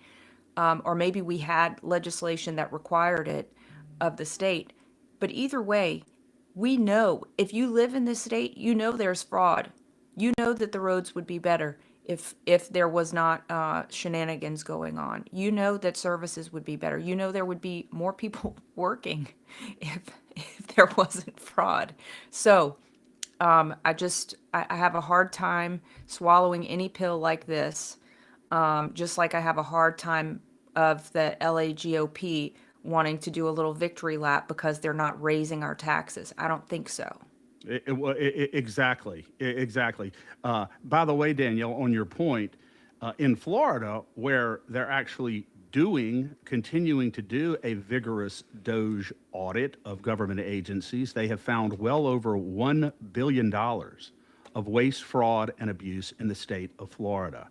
And I can't help but contrast it with the very anemic effort here in Louisiana of Louisiana Doge, which was commissioned with great fanfare by our governor about 18 months ago or 2 years ago, and has done little or nothing since then. Also, there's been little or nothing done to streamline and consolidate these 500 state boards. Do you realize that we have almost 500 state boards and commissions regulatory in Louisiana? Do you not think that there is some duplication of efforts there? Do you not think that there is some waste of taxpayer money, some inefficiency within those 500 agencies, boards, and commissions? I guarantee you there is. Not to mention corruption and nepotism. Yes. In fact, Dixon McMakin has a bill in the legislature right now to abolish the Board of Regents, the most powerful post-secondary education board in Louisiana, precisely because of systemic inefficiency and incompetence. That's why he's saying he wants to abolish the Board of Regents. I guarantee you there are a lot more in that group of 500 that are suffering with similar problems, similar travails. So until you start, Danielle, until the legislature and our governor start to seriously streamline our government to make it smaller and more efficient fiscally, do not come to us with a bill that's going to raise the governor's salary by 15 or 20% and give them a permanent $4,000 a month raise. We're just not going there. And maybe that's the reason why Big John Ill has not brought his bill before committee yet. Well, Chris, I have a challenge for Representative Ilg and any other representative who's willing to take it up. How about this? We can entertain a salary increase for the legislature and for the executive branch that is only applicable and contingent on dealing with fraud, waste, and abuse as validated by the legislative auditor. So it can't be targeting of cutting programs that are important to somebody's district because you don't like them or because you want to get a pay raise. It needs to be very clearly proven fraud and corruption being stripped out of the budget. Exactly. And obviously it can't be done by playing games with our tax policy. It can't be done by reducing the personal income tax to a flat 3%, which they did, while you're raising the sales tax, and trying to fool people into thinking that that's real tax relief, which it's not. You're not going to get there by saying that Governor Landry, that you've saved the state $1 billion, you found $1 billion in waste, when 70% of that was simply federal money that's no longer coming to Louisiana. You're not saving money that way. You're just not getting the federal money anymore. So let's just be honest about what we're doing here. Stop cutting around the edges and stop asking for raises until you start to exercise some real fiscal discipline. So 1201 is a big fat no for us. Yeah. Well, and one other point, Chris, for a few minutes last night, I listened in. Governor Landry had a conference call, town hall, and one of the things he said was that he would love to get our state income tax down to zero. He would love to be able to do that someday. And I'm like, well, guess what? You're there now. Your someday is now, sir. You have no other days guaranteed in terms of future in terms of future opportunities to get this done. The legislature is in session right now. You are governor right now. What are you waiting for? Exactly. In fact, Representative McCormick has a bill in the That's right. legislature right now that would eliminate the personal income tax for Louisiana citizens, individual income tax right now. And it was voluntarily deferred about 2 weeks ago, no doubt under pressure from the governor and the Ways and Means Committee. There's little or no doubt about that. I'm not blaming Representative McCormick. I mean, he had very little chance of getting that bill through the committee.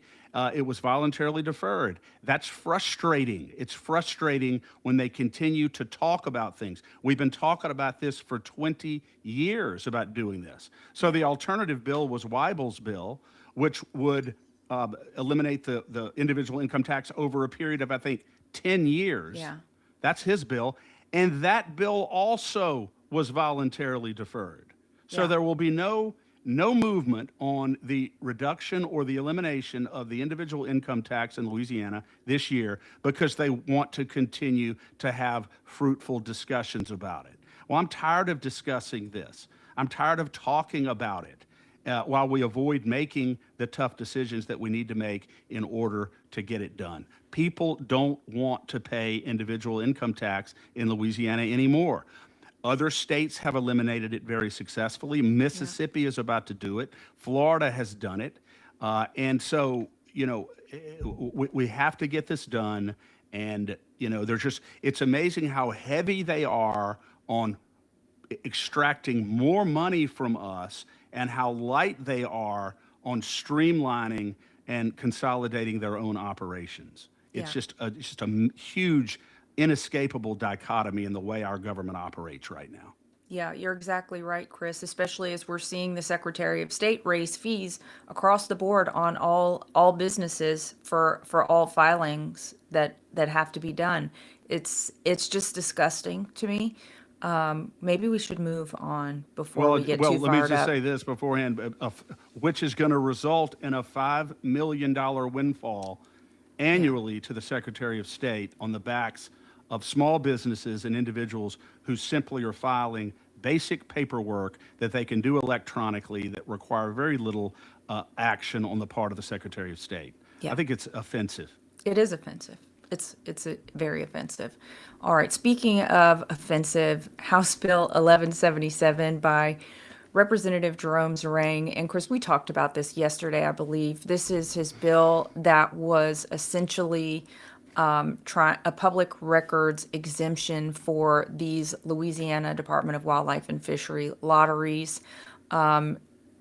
What happened in committee, the way he presented the bill in committee, was very different from the way that we were reading the bill. Do you want to get into that a little bit? Because hopefully his intention is not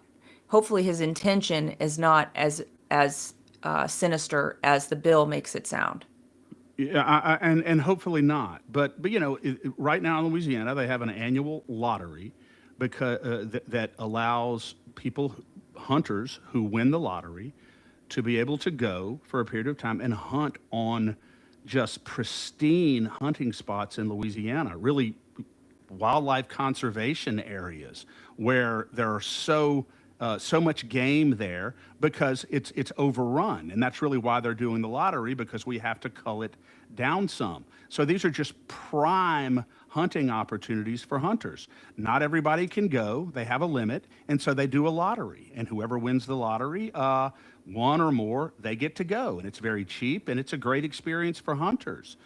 Well, he wants to make the everybody who's applying for this, to go do this on public land being facilitated by a public agency, the Louisiana Wildlife and Fisheries. He wants to make all of that off limits. And, first of all, why would you want to do that? Why do you, and he says it's because people in PETA will be harassing people who apply to go hunting if they know who they are. They're going to harass them. So you're big enough to go out and kill game and spend all day outside with your big gun hunting, all good stuff, but you're not big enough to handle criticism from PETA. That's the basis for this almost complete concealment of transparency.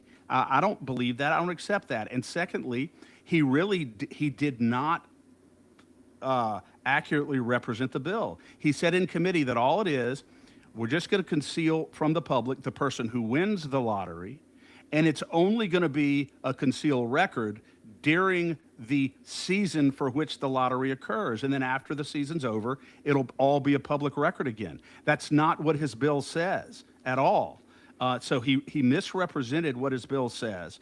So we've requested an amendment on this from 3 members of the committee to make it very, very clear. If he's going to make an exception, it should apply only to the person who wins the lottery, and it should only apply for the duration of the hunting season for which this lottery is occurring, and then it becomes a public record again. That is critically important. Otherwise, it is absolutely just wrong to shield this from the public. So that's where, and Danielle, maybe a more sinister view here is that the reason why he's doing this is that perhaps, and I know that, I know this has never occurred to you, but perhaps the lottery is not entirely on the up and up. Perhaps the lottery is rigged, and perhaps they don't want anybody to know that. Well, that's the way, if you purely read the bill, that is the conclusion that I drew. Now, if you take into consideration what Lauren just told us about, they don't draft the bills. We know that Representative Zarang is not an attorney. So if we want to give him the benefit of the doubt, what he intended the bill to do is not what the bill says. So all he needs to do is square that up, and then we have no problems.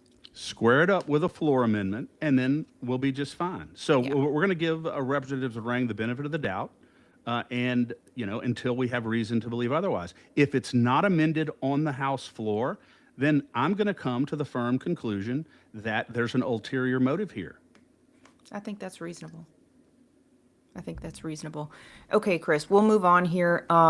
Senate Judiciary A. I think this was still on Tuesday. Yeah. Senator Thomas Presley's bill, we've talked about this for a little while now, Senate Bill 185. This is his bill that would prohibit victims of child sexual abuse who are signing settlements to be forced into non-disclosure agreements. So they would still be able to talk about whatever they want to talk about in their own good time, and they would not be constrained in any way by those agreements. Right, exactly. So you have someone who was severely sexually abused as a child by an authority figure, whether it's the church or a big company or whoever it is. And as a condition of settling their cases, often the defense lawyers and the defendants make them sign these non-disclosure agreements, where these victims can never, for the rest of their lives, talk about their experience. And that's horrendous. Victims heal by being able to talk about their experience, and they often are able to heal other people who've been through similar experiences by talking about it. So Senator Presley's bill would prohibit, as a violation of Louisiana public policy, any provision in a settlement agreement that prohibits the victim of childhood sexual abuse from being able to talk about their experience. The bill is intact now. It passed out of the Senate committee and is now going to the Senate floor for a vote. One of the things that I admire about Senator Presley is he very deftly deals with the committees that he has bills in front of. He's very amicable. He's very reasonable to work with, and he is very flexible, and that's generally why he's able to get good legislation through the chambers and signed by the governor. He's a very good author of legislation. So, but this bill in particular and this issue is particularly important. I know people who have been victimized in this way, and they absolutely deserve to be able to talk when and how and whenever and wherever they want to about their experience. And that's what this bill would provide. Yeah, and I think beyond their own healing, Chris, is just to warn other people so that those systems are not perpetuating abuse on victims without any anyone intervening and saying, look, this is going on. You can't warn somebody if your speech is silenced. Great point. There's a retributive component here and a deterrent component as well, right? So that there may be fewer future victims. I hadn't even thought about that, Danielle, but that's another very important reason for this. Yeah, absolutely. Okay. In Senate Environmental Quality on Tuesday, we didn't get to mention this bill because Chris had to run to the legislature. We were running long on Tuesday.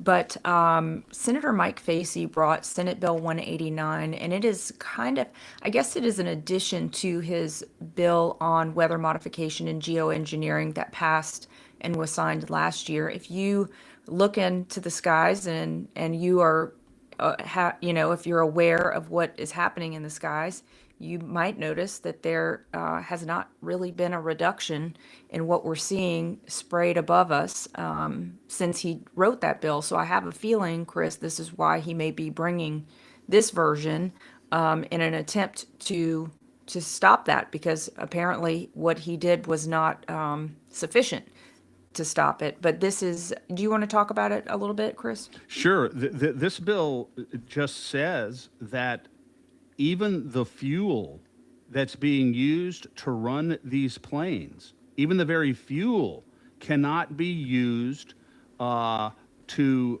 emit anything out of those planes for the purpose of affecting the environment or the climate or anything like that. So basically, if this bill passes statutorily, they wouldn't even be able to get in the air, in order to accomplish this. And so I think it's a good bill. It passed unamended out of Senate committee, right, Danielle? Yeah, and I'll just say, it says that it prohibits the intentional release or dispersion by burning of fuel of chemicals into the environment of this state for the express purpose of affecting the temperature. So he's got it Right. pretty narrowly tailored. What I do question, Chris, is whether there's any mechanism in here for companies to be held accountable, and how do you even know, like, okay, I mean, how do people know what is in their jet fuel? Or is testing of fuel required as a requirement now before you can get in the air? How does that work? Well, I have a feeling that the people who are engaged in this sinister activity could probably answer that question. But I think that I think the purpose of the bill is to again prohibit even the burning of the energy that's necessary to get these planes off the ground, in order to do this. That's what I think the purpose of the bill is. But I wanted to make this point also, Danielle. There are no penalty provisions in this bill itself, but the bill that he passed last year, under that bill, this is handled under the Department of Environmental Quality, DEQ, and the penalty provisions there are significant. I think pretty significant. Is it $500 or $1,000 for every offense, and up to 2 years in prison, I think, is what the current provision is. I could be wrong about that, but I do believe that there are statutory penalties available for this. The last point I want to make on this is this. I looked last night at the DEQ website, and there is, pursuant to the bill that Senator Facey passed last year, they had to do this. There's a portal set up on their website that allows any person in Louisiana who sees suspicious activity in the sky to go onto that website and to file a complaint and to upload whatever documents you have that reveal what is going on. So I cannot encourage everyone who's listening to us who is alarmed about this geoengineering to do just that, to be alert, to be aware, and if you see anything suspicious, document it and file a complaint on the DEQ website. And I think we may have that link, Danielle. Yeah, I dropped it here. in the chat. I dropped it in all the Okay. chats. So, So we have the link in the chat. So please go do that. The more complaints DEQ gets, the better. The squeaky wheel gets the grease, as they say. So I think we need to do that. Make sure that you're doing that every day. I mean, I see people in Louisiana every day that put the pictures up on X that document what's going on here. A lot of them right here in Louisiana. Please make sure that you're going on to the DEQ website because, you know, as good a job. I'm not criticizing, you know, you're putting it up on social media because it spreads information and that's good. But we have to make sure DEQ is made aware of it. That's how we affect change. There is a portal to do so, a venue to do so. So let's do it. Yeah, and Alice says it's a federal sponsored operation and federal airspace can state override. And I think, Alice, that's what everybody's struggling with. If no one tells us legitimately what it is, you know, if we don't know who is doing it and we don't know how it's happening, it's impossible. It's been, you know, people are kind of legislating in the dark on this one. So I think that's why I have so many questions around this. Like, I don't know if this is going to accomplish what we hope it accomplishes, because it doesn't seem like this is something that we have real well, we certainly don't have transparency on it. I know that, you know, we had seen early on that RFK Jr. was very outspoken about this, but it doesn't seem like it's falling under his purview. It looks like it may be a DOD issue. It may be an EPA issue. I don't think anybody fully knows. Maybe the Clear Skies folks, you know, they definitely have a better picture of it than we do. I don't know all the ins and outs of it. Yeah. But we have a law in place right now in Louisiana that prohibits it. There is a penalty mechanism in place, and there is a venue. There is a way to file complaints against people who are doing this directly to the DEQ. We know that right now. We have that in place, and so that's what we need to be doing right now. Every law that's passed in Louisiana, this is important for the listeners. Every law that's passed is presumed constitutional and presumed legal and valid and enforceable until it's challenged. And this law has not been challenged. So we're operating under a presumptively constitutional law that we need to be taking advantage of right now. And so let's just make sure we do that. Yeah, David says, I've been reporting the chemtrails to DEQ almost daily, but I understand the state only owns up to 3,000 feet. You know, this has been a debate, David. I don't know if the federal airspace thing is true. I mean, if you own your property, isn't it the letter of the law in Louisiana that you own your property all the way down basically to the center of the earth, to the core of the earth, up to the heavens? So I don't know. But I guess this is why I just have question mark as to whether the legislation is attacking it in a way that's going to get it done, because I don't have that visibility. Yeah, and David, that's a very prescient question and insight. And the argument that I would make is simply, even if these toxins originate in federal airspace, don't they have to drop through our airspace in order to get to the ground? So at some point, we gain jurisdictional authority over this activity. So not only is it dropping at some point through our airspace, it's dropping on to our property, and it's affecting our citizens, you know, and our health. So, I mean, if I were the Attorney General, I would feel pretty confident going into court and arguing that we are well within our rights to regulate this activity. So, you know, that's what I would say. Yeah. You know, that's my argument on it. But this is a terrible, terrible problem.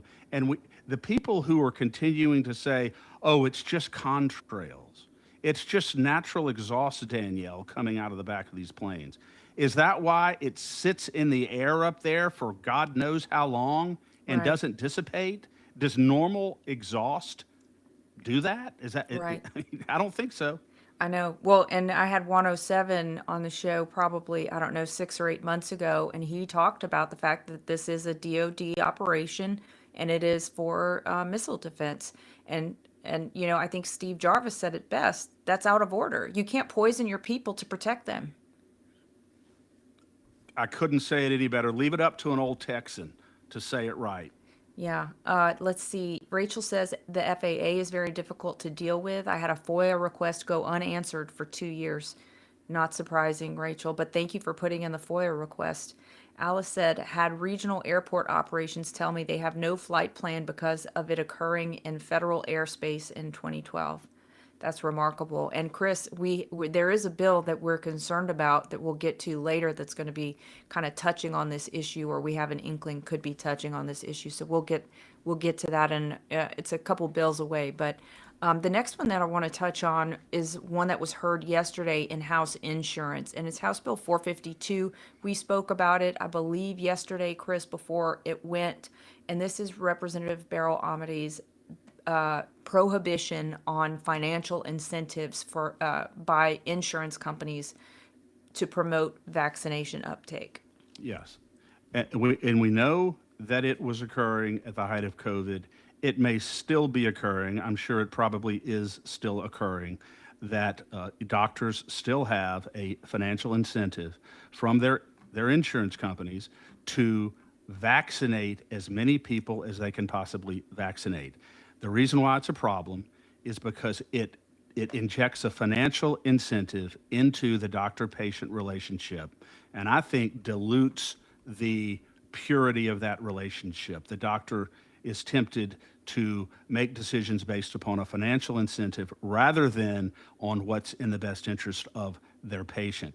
That's why Representative Amade brought this bill that would prohibit any kind of financial incentive to administer additional reimbursement rates or anything else to administer vaccines. And it also would have prohibited any sort of diminution of reimbursement rates if they choose not to administer a vaccine. It was a very, very good bill.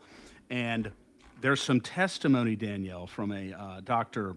I think Holly Grow, who is a long practicing pediatrician.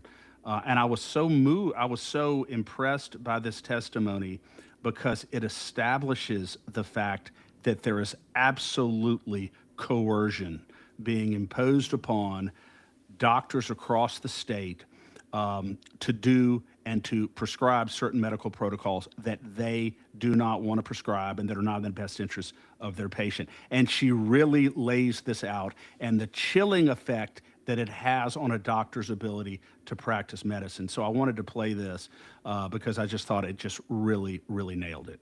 Yeah, here we go. Good morning. My name is Holly Grow. I'm a medical doctor, a mother, and a health advocate, and I am in support of this bill. This financial incentive puts a level of coercion to the physicians. This bill allows doctors to have no conflict and, above all, do no harm. Representative Jordan, you were wondering why physicians do not come to the table here to speak. I want to tell you how intimidating it is.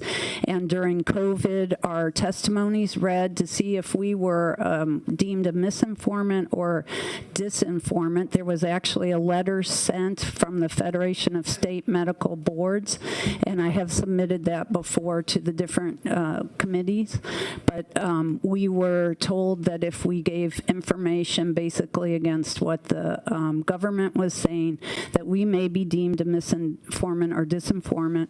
Our licenses may be pulled. We may suffer whatever they saw fit. That's very intimidating and has a chilling effect on the medical community. So just so you know, most doctors, I think there's one other doctor that from Orleans Parish, but no other doctor from Orleans Parish speaks out. I would like to tell you the story, Representative Jordan, also of my friend who's a dear friend, and she was a pediatrician at Ochsner in New Orleans. She received Pediatrician of the Year, so she had a big poster they hung out of her in the hall celebrating her being Pediatrician of the Year. She did not have a feeling one way or the other with vaccines, but she simply gave people a choice and gave them information. She ended up with a population that was not receiving the vaccines. Blue Cross Blue Shield dropped her, and then I believe it was 2 years later, administrator came to her. She didn't know he was coming, put all of her things in a box and accompanied her out of the auctioneer. And she was there. She said she went past where her poster had been hanging like 2 years before. So this intimidation is something that I can tell has taken years to assimilate. Yeah. And this is exactly what Lauren was talking about in her own experience, that she got fired by her pediatrician because of these incentives. And they're beholden to the incentives. You know, you can choose to ignore them, but you have to take your practice in a totally different direction if you're going to do that. You just can't accept insurance at that point. Exactly. You can't, and some doctors don't accept the insurance. And she actually said in her testimony that there are some doctors who are very successful as just pure cash. You know, they don't do any kind of insurance. But it's a huge disadvantage to people who have employer-based insurance to start with, because you shouldn't have to pay cash and pay your insurer and pay the insurance company to be able or pay your employer or get your money taken from your employer. So you can still go pay cash for service. I mean, when look, I know when the having incentives, having financial incentives in the healthcare field is so sinister and so wrong. It's so backwards to what doctors who went into medicine to treat people, to help people, actually went there to do. You know, I mean, if you think about what Lauren said, every day she knows why she's there. If these doctors know why they're there, I could see that they would have a hard time staying in a practice that treated them like this. And we know doctors who are very unhappy in some of these large practices, and we know some of them who have felt, by their conscience and the way that they want to practice medicine, that they're not going to stay there anymore.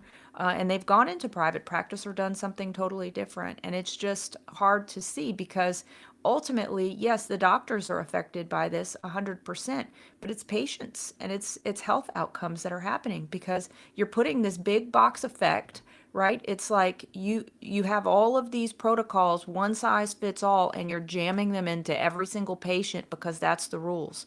And I think this bill, had this bill passed, and if Lauren's bill passed, and Jay Galley's bill passed, we would be in a completely different state when it comes to healthcare in Louisiana.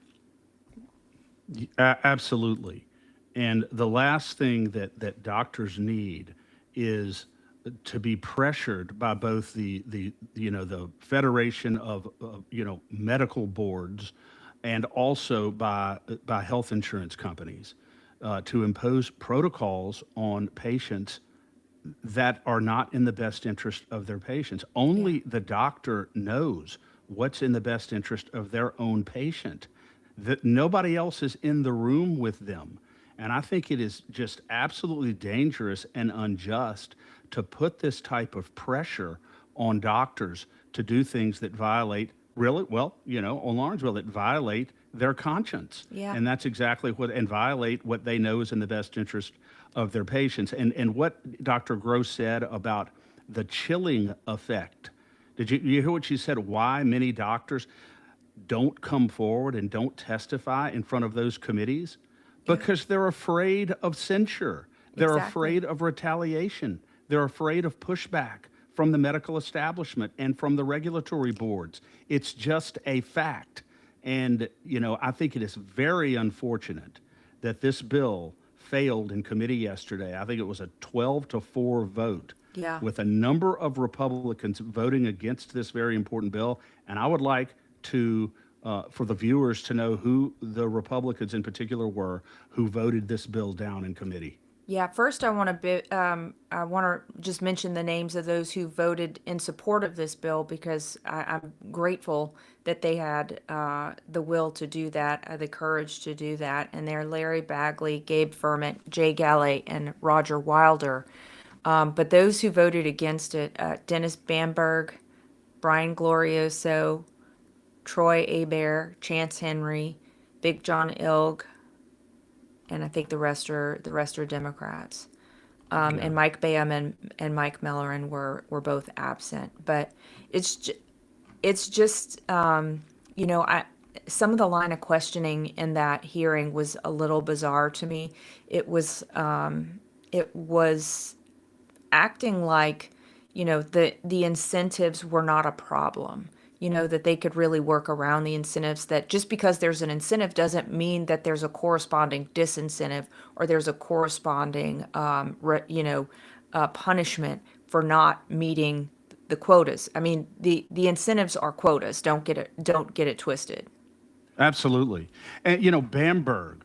Yeah. Bamberg is up there saying, well, if all of this is going on and doctors are being coerced with these financial incentives to administer all these vaccines, where is the document? Where is the document from Blue Cross and Blue Shield saying either do this or this is going to happen? I don't see a document. Representative Bamberg, you have a 30 or 35-year doctor sitting right in front of you with the utmost credibility saying that it is occurring. Not only saying that it's occurring, but explaining to you why there are not 20 or 30 or 40 other doctors sitting right in front of you saying the same thing. Yeah. That should be enough for you.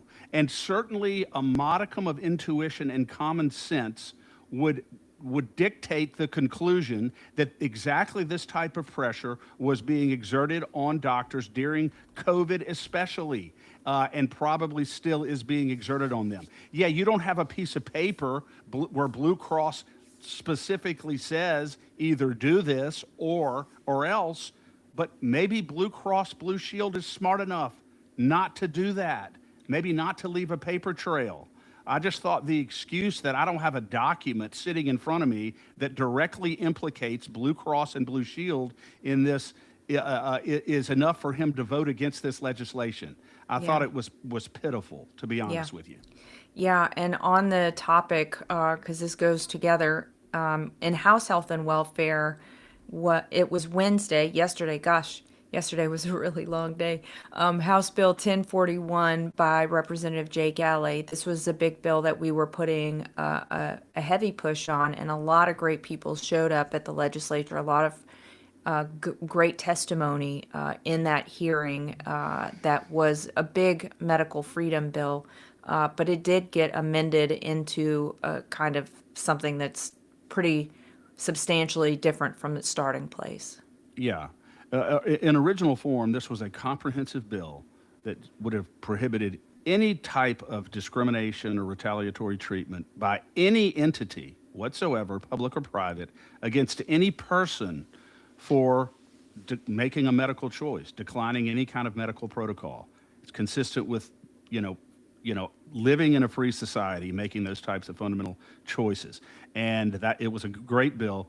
It was amended in committee to specifically exclude healthcare providers, hospitals, and that sort of thing. So they would not be under any prohibition. And it also said that the bill would not be able to trump decisions that the government makes in the general welfare of the citizens of Louisiana. Well, you could drive a truck through that exception, but the bill still has some substance to it, and still, by and large, would prohibit private organizations from, and the government for that matter, private organizations from engaging in disparate treatment or discriminatory treatment against people based upon their medical decisions. So it's still a good bill, and I think Representative Galley embraced the philosophy that if we can get to the finish line with something that is reasonably good, even though it's not the best we want, then let's get it through and let's try to get it passed. And I think that's what he's trying to do here. So 1041 is a good bill. And I wanted to give a shout out here to Vicky Crochet and Blaise and Blaise Lecomte, Yeah. who did a fabulous job testifying in favor of this bill. And there was one other gentleman who I know and really like, Lawrence D. Hart. Yeah. Lawrence D. Hardy, who gave a very compelling statement. Those three before the committee, I mean, it added a lot. And I'm sure it buttressed Jay Galley as well. So I wanted to acknowledge them for their efforts yesterday. Yeah, big shout out to We the People Bayou community showing up and making sure that the voice of the Bayou was heard. I know that the whole organization was birthed during COVID because of the mandates, and so this was a really important one for us. Very important. I just got a text, and I'm not going to say who it's from, but someone said they were listening to the House floor, and Rep. Wilder just announced that Oshner sent 300 smoothies to the chamber, and they're saying, isn't that against ethical laws of the state? So yesterday, we are saying that Representative Galley's bill just carved out an exception so that basically companies like Oshner can still run roughshod over all their employees. And then today, magically, they just give a gift of smoothies to all of the staff and members of the chamber. Isn't that remarkable? I think it's remarkable. I think it's just sadly unfortunate, Danielle, that's the state of affairs there. Yeah. But Kyle Green, he has a bill now, as you know, that would completely eliminate what few ethical constraints remain on big donors being able to donate to legislators during the session and to the governor shortly after when he's signing bills. That bill hasn't passed yet, and we're vociferously opposing it. And we're going to call out any and every Republican who votes for it. But once again, it seems as though on just a series of bills, these legislators are moving toward less and less transparency and more concealed self-enrichment. And it's truly sad. And, we're going to continue to expose this. Yeah, and a couple comments in the chat. Sherry, hey Sherry, she says, shameful, who introduced the amendments? I don't know who introduced the amendments. Was it the hospitals themselves, Chris? Oh, I'm sure that it was. I guarantee it was the hospital lobby who was the impetus. I don't know exactly. We'll I think find it out. probably was because in the final testimony, they had the testimony call-ups of the red cards and a hospital system, and I want to say it was either Oshner or and a hospital association, but I could be wrong on that. Both changed their position from no to supportive after the amendments were lodged. So I think that must be the case, Sherry. And then Rachel says that Rep. Chance Henry is an insurance agent. I think that was with maybe that was going back to our conversation about the incentives. I'm sure. Something. Yeah. Yeah, I'm sure that's the case. Hey, Rachel. All right, let's get moving, Chris, because we've been on for 2 hours and we need to just get this wrapped up. But I have to do one thing before we go on, because you were commending We the People, and there's a song, Danielle, by Sister Sledge. No, I'm not joking. There's a song by Sister Sledge, and it's We Are Family. I got all my sisters, and I'm trying to make that euphonious with We Are the People. I got all my sisters with me. But I can't seem to get it euphonious. I'm going to work on it after the show's over. Okay. Yeah, I think it's best to work on it off air, Chris. People in the chat can chime in if you think you should work on that off air. Let's get it going. All right. House Education, House Bill 1008 by Representative Chuck Owen. We were really excited to see that he brought this bill, Chris, to protect academic freedom, and it ran through committee unopposed. And I was sitting right there in the committee and very enthusiastically supporting this legislation. And this is absolutely solid legislation. This is the functional equivalent of the way that Colonel Mark Guillory handled. This is the legislative drafting equivalent of the way that Colonel Mark Guillory handled Jessica Domain in the HB 7 hearing. When you're drafting legislation, this is the way you should do it. This is a master class. It absolutely prohibits discrimination against faculty members in colleges across Louisiana for genuine academic expression the exercise of their First Amendment constitutional rights to free speech, and it imposes draconian penalties on universities that violate it. I'm talking about civil lawsuits, possible criminal prosecution, $500,000 in punitive damages alone, investigation by the Attorney General. This is how you do it. This is how you do it, Okay. baby. And anyway, I'm sorry. So I'm sorry. I know Chris is a little sleep deprived, so he's going to just I'm- continue to try and sing to us.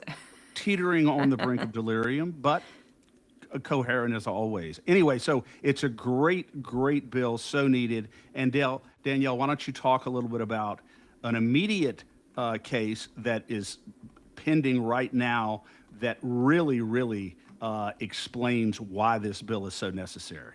Yeah, we've had local New Orleans attorney William Most come on the show a number of times on a variety of topics, but most recently he's been on the show to talk about Dr. Fareshta Amami, who is, I believe, a chemistry professor at Southeastern University. She was conducting a study. She was the head of an important study on Lake Maurepas, and she found results that were contrary. Okay, so as I understand it, the sponsor of the study was air gas, and the intention of the study was to provide a baseline that would show that what had been done so far in the lake was not causing any disruption and not negatively impacting the ecology of the lake. However, her findings were very, very different to that. There were extreme toxic levels of all kinds of nasty things found in the lake.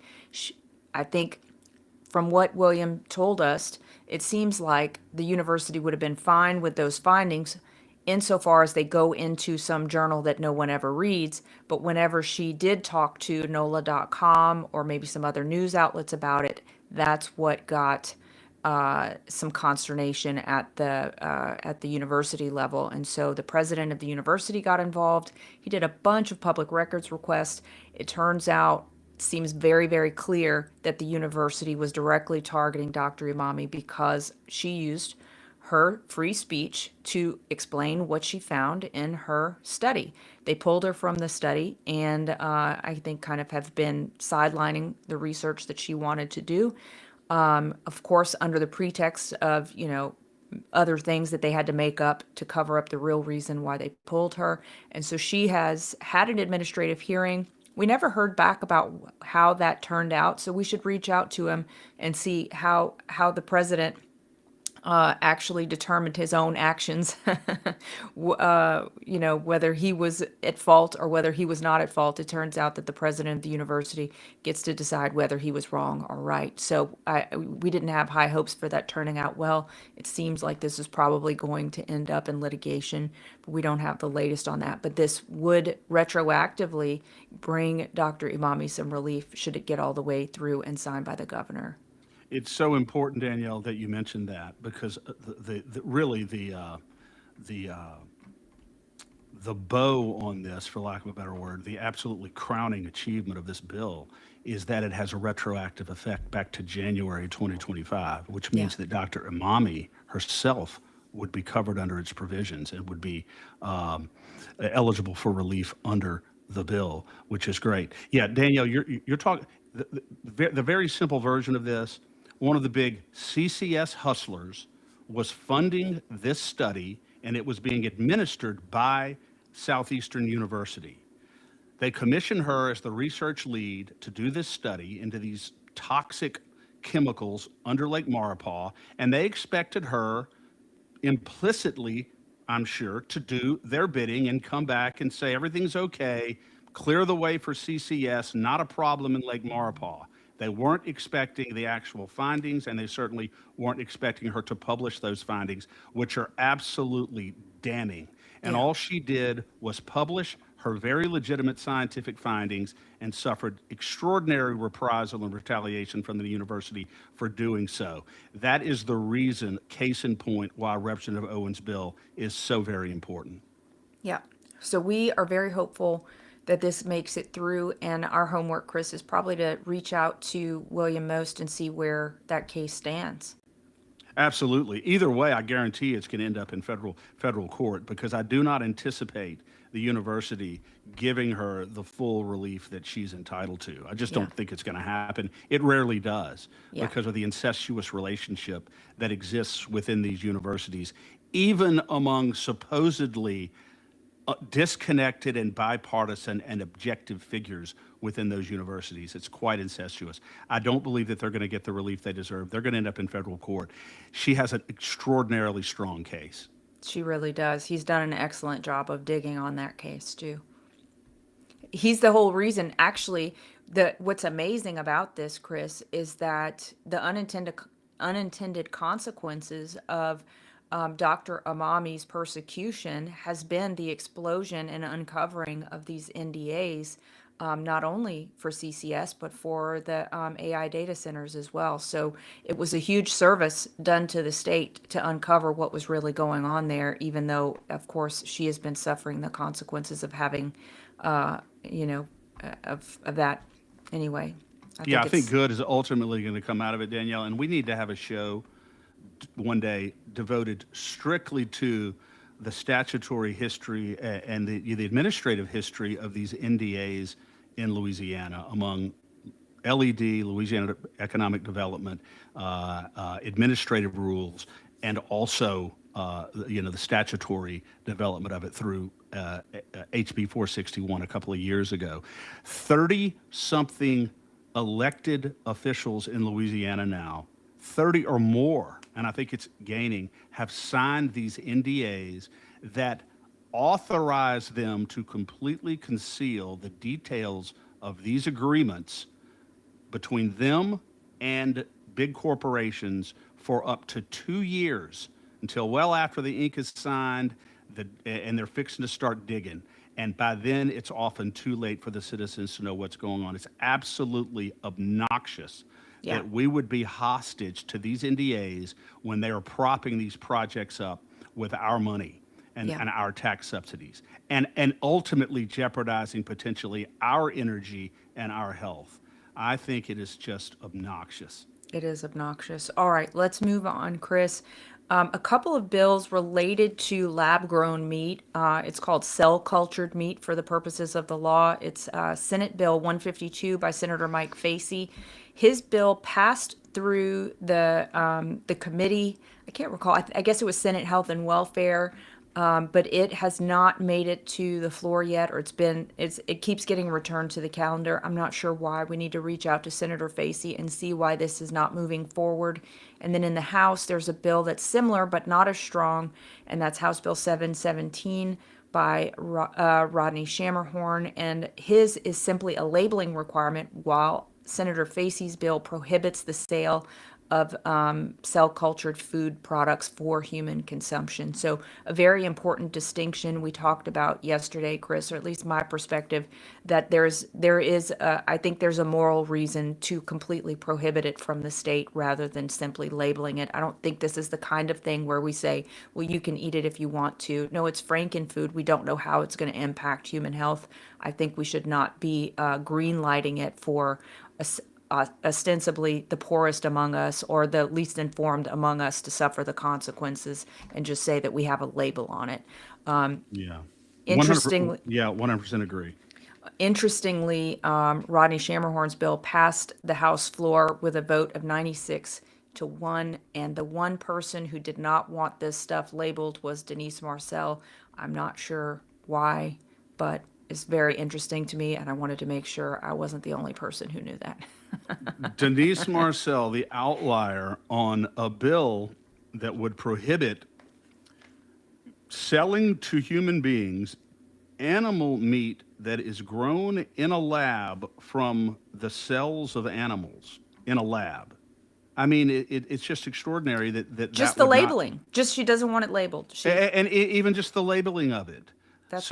Yeah. It to me, when you really think about the process here, it's really sort of sickening to think about the fact that they would be selling to human beings animal meat that's grown in a lab from the cells of animals. I mean, it's bizarre to me. It's weird to me. It seems like it's outside of natural law.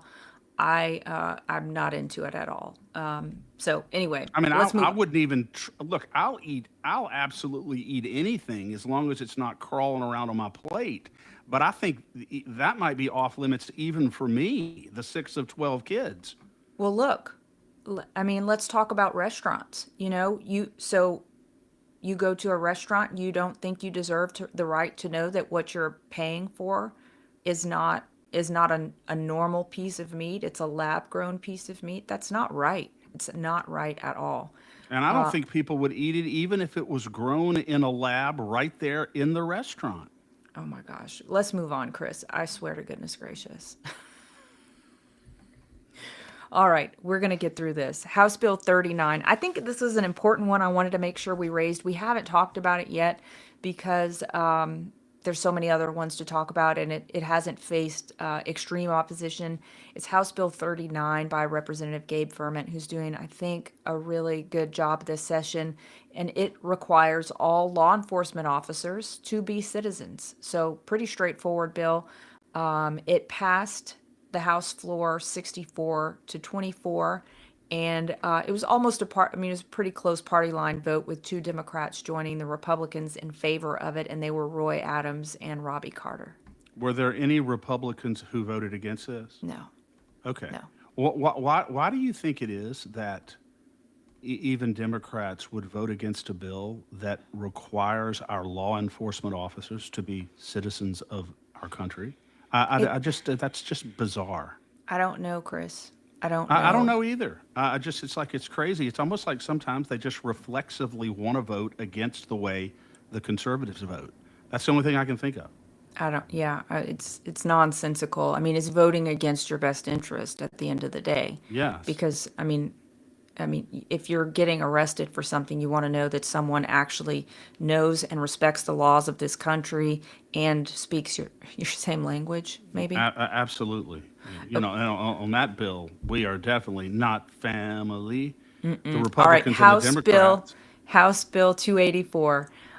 This one is one that we have made a lot of stink about. It's a private property rights issue, and that's by Representative John Weibel, his bill that would essentially permit a municipality from taking someone's blighted property within 15 days of notice.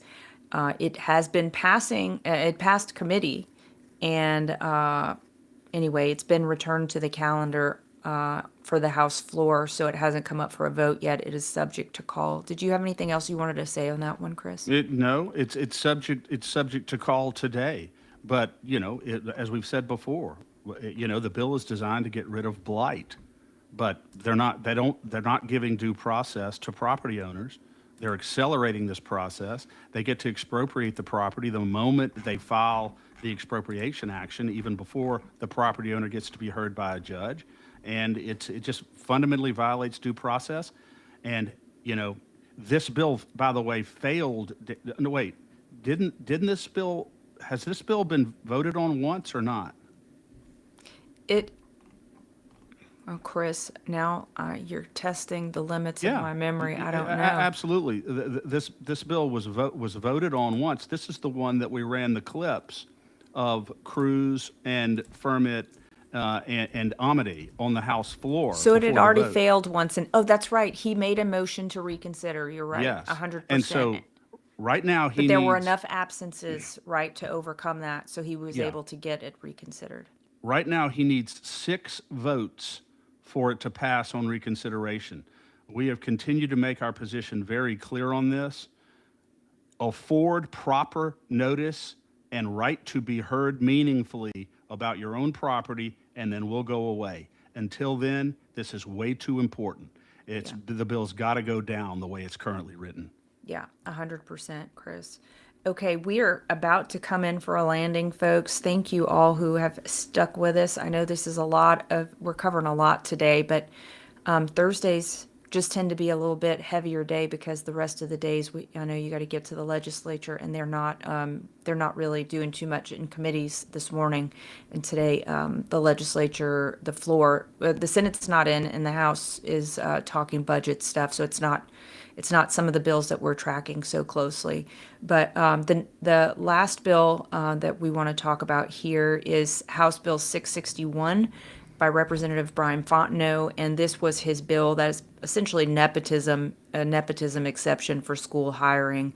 And it was reported favorably from Senate Governmental Affairs yesterday. So it's made it through the House Governmental Affairs, it's made through the House floor, and now the Senate is endorsing this exception. Yeah. And a lot of times these bills will reach the big impediments when they get to the full floor. When all of the representatives or senators have to make a record vote on things, they really start to look at things a little more closely then. But this bill, basically allows nepotism by the members of a school board. They can, hire their son to cut the grass or, for aftercare or whatever it is, as long as it's a low-level, more menial position. Well, maybe to some people that's not a big deal, but the bottom line is it's still nepotism. It's still not a hiring based on quality or merit. So if we don't believe in nepotism, we don't believe in nepotism, whether you're hiring the custodian or you're hiring the administrator of a school. It shouldn't matter either way. So we oppose the legislation for that reason. Yeah, absolutely. And I mean, those contracts can be meaningful, I mean, if you're getting a contract to clean a school building, that's something. But if you're getting a contract to clean 5 school buildings, well, that's a lot bigger. So It's a big deal. It's a really Yeah. big deal. So it's really not as menial or as low level as Representative Fontenot would suggest. yeah, Are we going to talk about SB 49 at all? go for it. Okay, I just want that is Alan Sebaugh's bill that will eliminate the closed primary in 2027 for the 8 Bessie boards that are up for election. The Bessie board governs and directs education policy for public school students across the state of Louisiana. We have to have a closed primary for Bessie, returning that to a jungle primary where Democrats can come in and make sure that leftists are elected to the most powerful education board in Louisiana is a non-starter for us. Whether you want to save money or whatever you think you're trying to do here, don't start pinching pennies when it comes to the people who are forming the minds of our kids. His companion bill lost in the House Government Affairs Committee. Hopefully Pretty soundly. Sebaugh's very soundly, and hopefully Sebaugh's bill will suffer the same fate. I note that his bill passed the Senate floor, 2 or 3 weeks ago, Danielle? And it's not been scheduled for hearing in the House yet, which is a good sign. We're cautiously optimistic that the writing is on the wall. This is one of the most important bills to me personally this session because of all the people that I saw who worked so hard to bring a closed primary system, particularly for Bessie in Louisiana. So we are absolutely not compromising on this. Yeah, I agree with you, Chris, and thank you for bringing that one up. Okay, just a couple of announcements about what's going on next week. Tuesday, we'll be back in the saddle, 8 a.m. sharp. We will just be given kind of the week ahead for that, maybe even just the day ahead, depending on how heavy the schedule is. And then Wednesday on For the Love of Freedom, I'll be having Brigadier General Blaine Holt back with me. Just excited to hear his perspective on the way things are shaping up with the Iran war, geopolitics generally. It should be a pretty interesting conversation. A little bit more personal interest. I'm interested to know why did he become a commentator? Why did he become a voice? To go from being an Air Force pilot to being a Newsmax contributor, there had to be some winding of a path there. So just interested to see what took him there and a little bit behind the scenes on that. And he also has a fantastic podcast that if people are not listening to, you absolutely should. Just a keen perspective on world affairs. It's called Dangerous Intellectuals, so can't recommend that enough. And then Thursday, Peter Tickton is going to be with us, which is just such a gift. His office reached out to Maybe. us. Yeah, and he is in the running for U.S. Attorney General. So Wow. that is not a small deal. That is a really big deal. We are so hopeful that he gets it. He As made the many of short you, list. and did he? I think he made the short list. Amazing. As many of you know, he is one of the attorneys on Tina Peters' case. He has been very, very vocal about J6 being a Fedsurrection. And so he completely understands the war we're in. He understands who the enemy is. And he has his head on straight about how he would take this forward. So looking forward to hearing from him. And we'll probably have quite a long episode next Thursday too, because we want to make sure that we make room for these voices that are so important for you to hear. But then we also want to make sure that you know what's going on in the legislature, what's transpired. We'll try and tailor it down as much as we can, but we want you to have as much information in your arsenal as we can give you reasonably. Knowledge is power, Danielle. And the Yeah. more broadly that knowledge is disseminated, the more powerful we are. And that's what we do here. So, and by the way, y'all go to the State of Freedom. Y'all sign up for $10, $15 a month, whatever it is you can do to help support the State of Freedom, because we really are your voice and we're very dedicated. And doing all this stuff is not free. So go do that so that we can continue on this path and so we can win. And we can win and will win. So go do that for us. We're competing against a lot of big special interest groups that have an agenda that is very, very different from yours, believe me. Yeah. So invest on the right side with the right team, because you're our team and we're yours. Yeah, absolutely. And please keep up with the calls to action at LCAG as well. Support LCAG as well, because Chris is doing such a tremendous job at the legislature. And we may have some support coming for Chris as well in the form of another attorney who is ready to be in the fight a little bit more. We're just going to tease it a little bit, but there's some exciting developments for us with respect to that. But please support LCAG, support the work, and let your legislators know where you stand on these issues, because they can't have any what is it, Chris? I lost my word. They need to not have no plausible deniability. That's what I was looking for. They need to not have any reason to say that they didn't know where you stood before they took their vote. Share everything on our platforms, on LCAG's platform, the State of Freedom platforms, on X, on Facebook, YouTube, everywhere you see it, share it, because that's how we get the word out. And y'all just make sure that y'all do that and do the calls to action. That's extremely, extremely important. And finally, reach out to us, either Chris at lacag.org or Danielle at freedomstate.us. We love hearing from you. We love developing relationships with you. And we love building each other up, because ultimately that's what it's all about. We build each other up as we move down this road of life. And Danielle, once again, it is... I feel like when I'm with you, I feel like I need to take adulterants truly to ascend to the level of intellectual facility at which you idle. And I truly appreciate your presence, not only in the world, but as a part of a great team here we have. Well, thank you so much, Chris, and right back at you. I just appreciate you so much, and Katie so much. She is, in a lot of ways, a mastermind behind the scenes, and she makes sure we catch a lot of things that we would have missed otherwise. The genius. That's the right. Genius That's right. in-house. Well, God bless you all. Thank you for joining us today for this marathon episode. We will be back with you on Tuesday. We pray that you have a blessed weekend and a great day ahead. God bless you, Danielle. I'm going to work on my song. Okay, perfect. Thank you, Chris. Can't wait. Red Zeppelin is the best kept secret, but because of us, it's really not a secret anymore. Anybody who has not been to Red Zeppelin on Perkins Road in Baton Rouge, you're truly missing out. The best environment, the best service, and the best pizza in the state of Louisiana. Go to Red Zeppelin today. Tell them the State of Freedom sent you. Blanco Brothers has been in business in Louisiana for about 30 years now.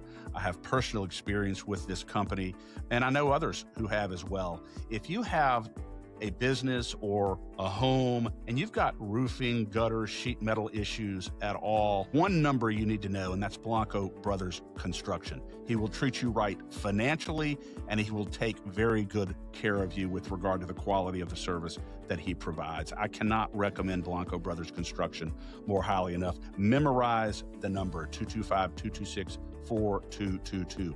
Blanco Brothers Construction, the very best in the business. Thanks for joining us today on the State of Freedom. Any follow-up actions, resources, and links to our sponsors will be in the show notes. All calls to action can be taken at lacag.org. That's LACAG.org. To learn more about our work, become a monthly subscriber, supporter, or advertiser at freedomstate.us.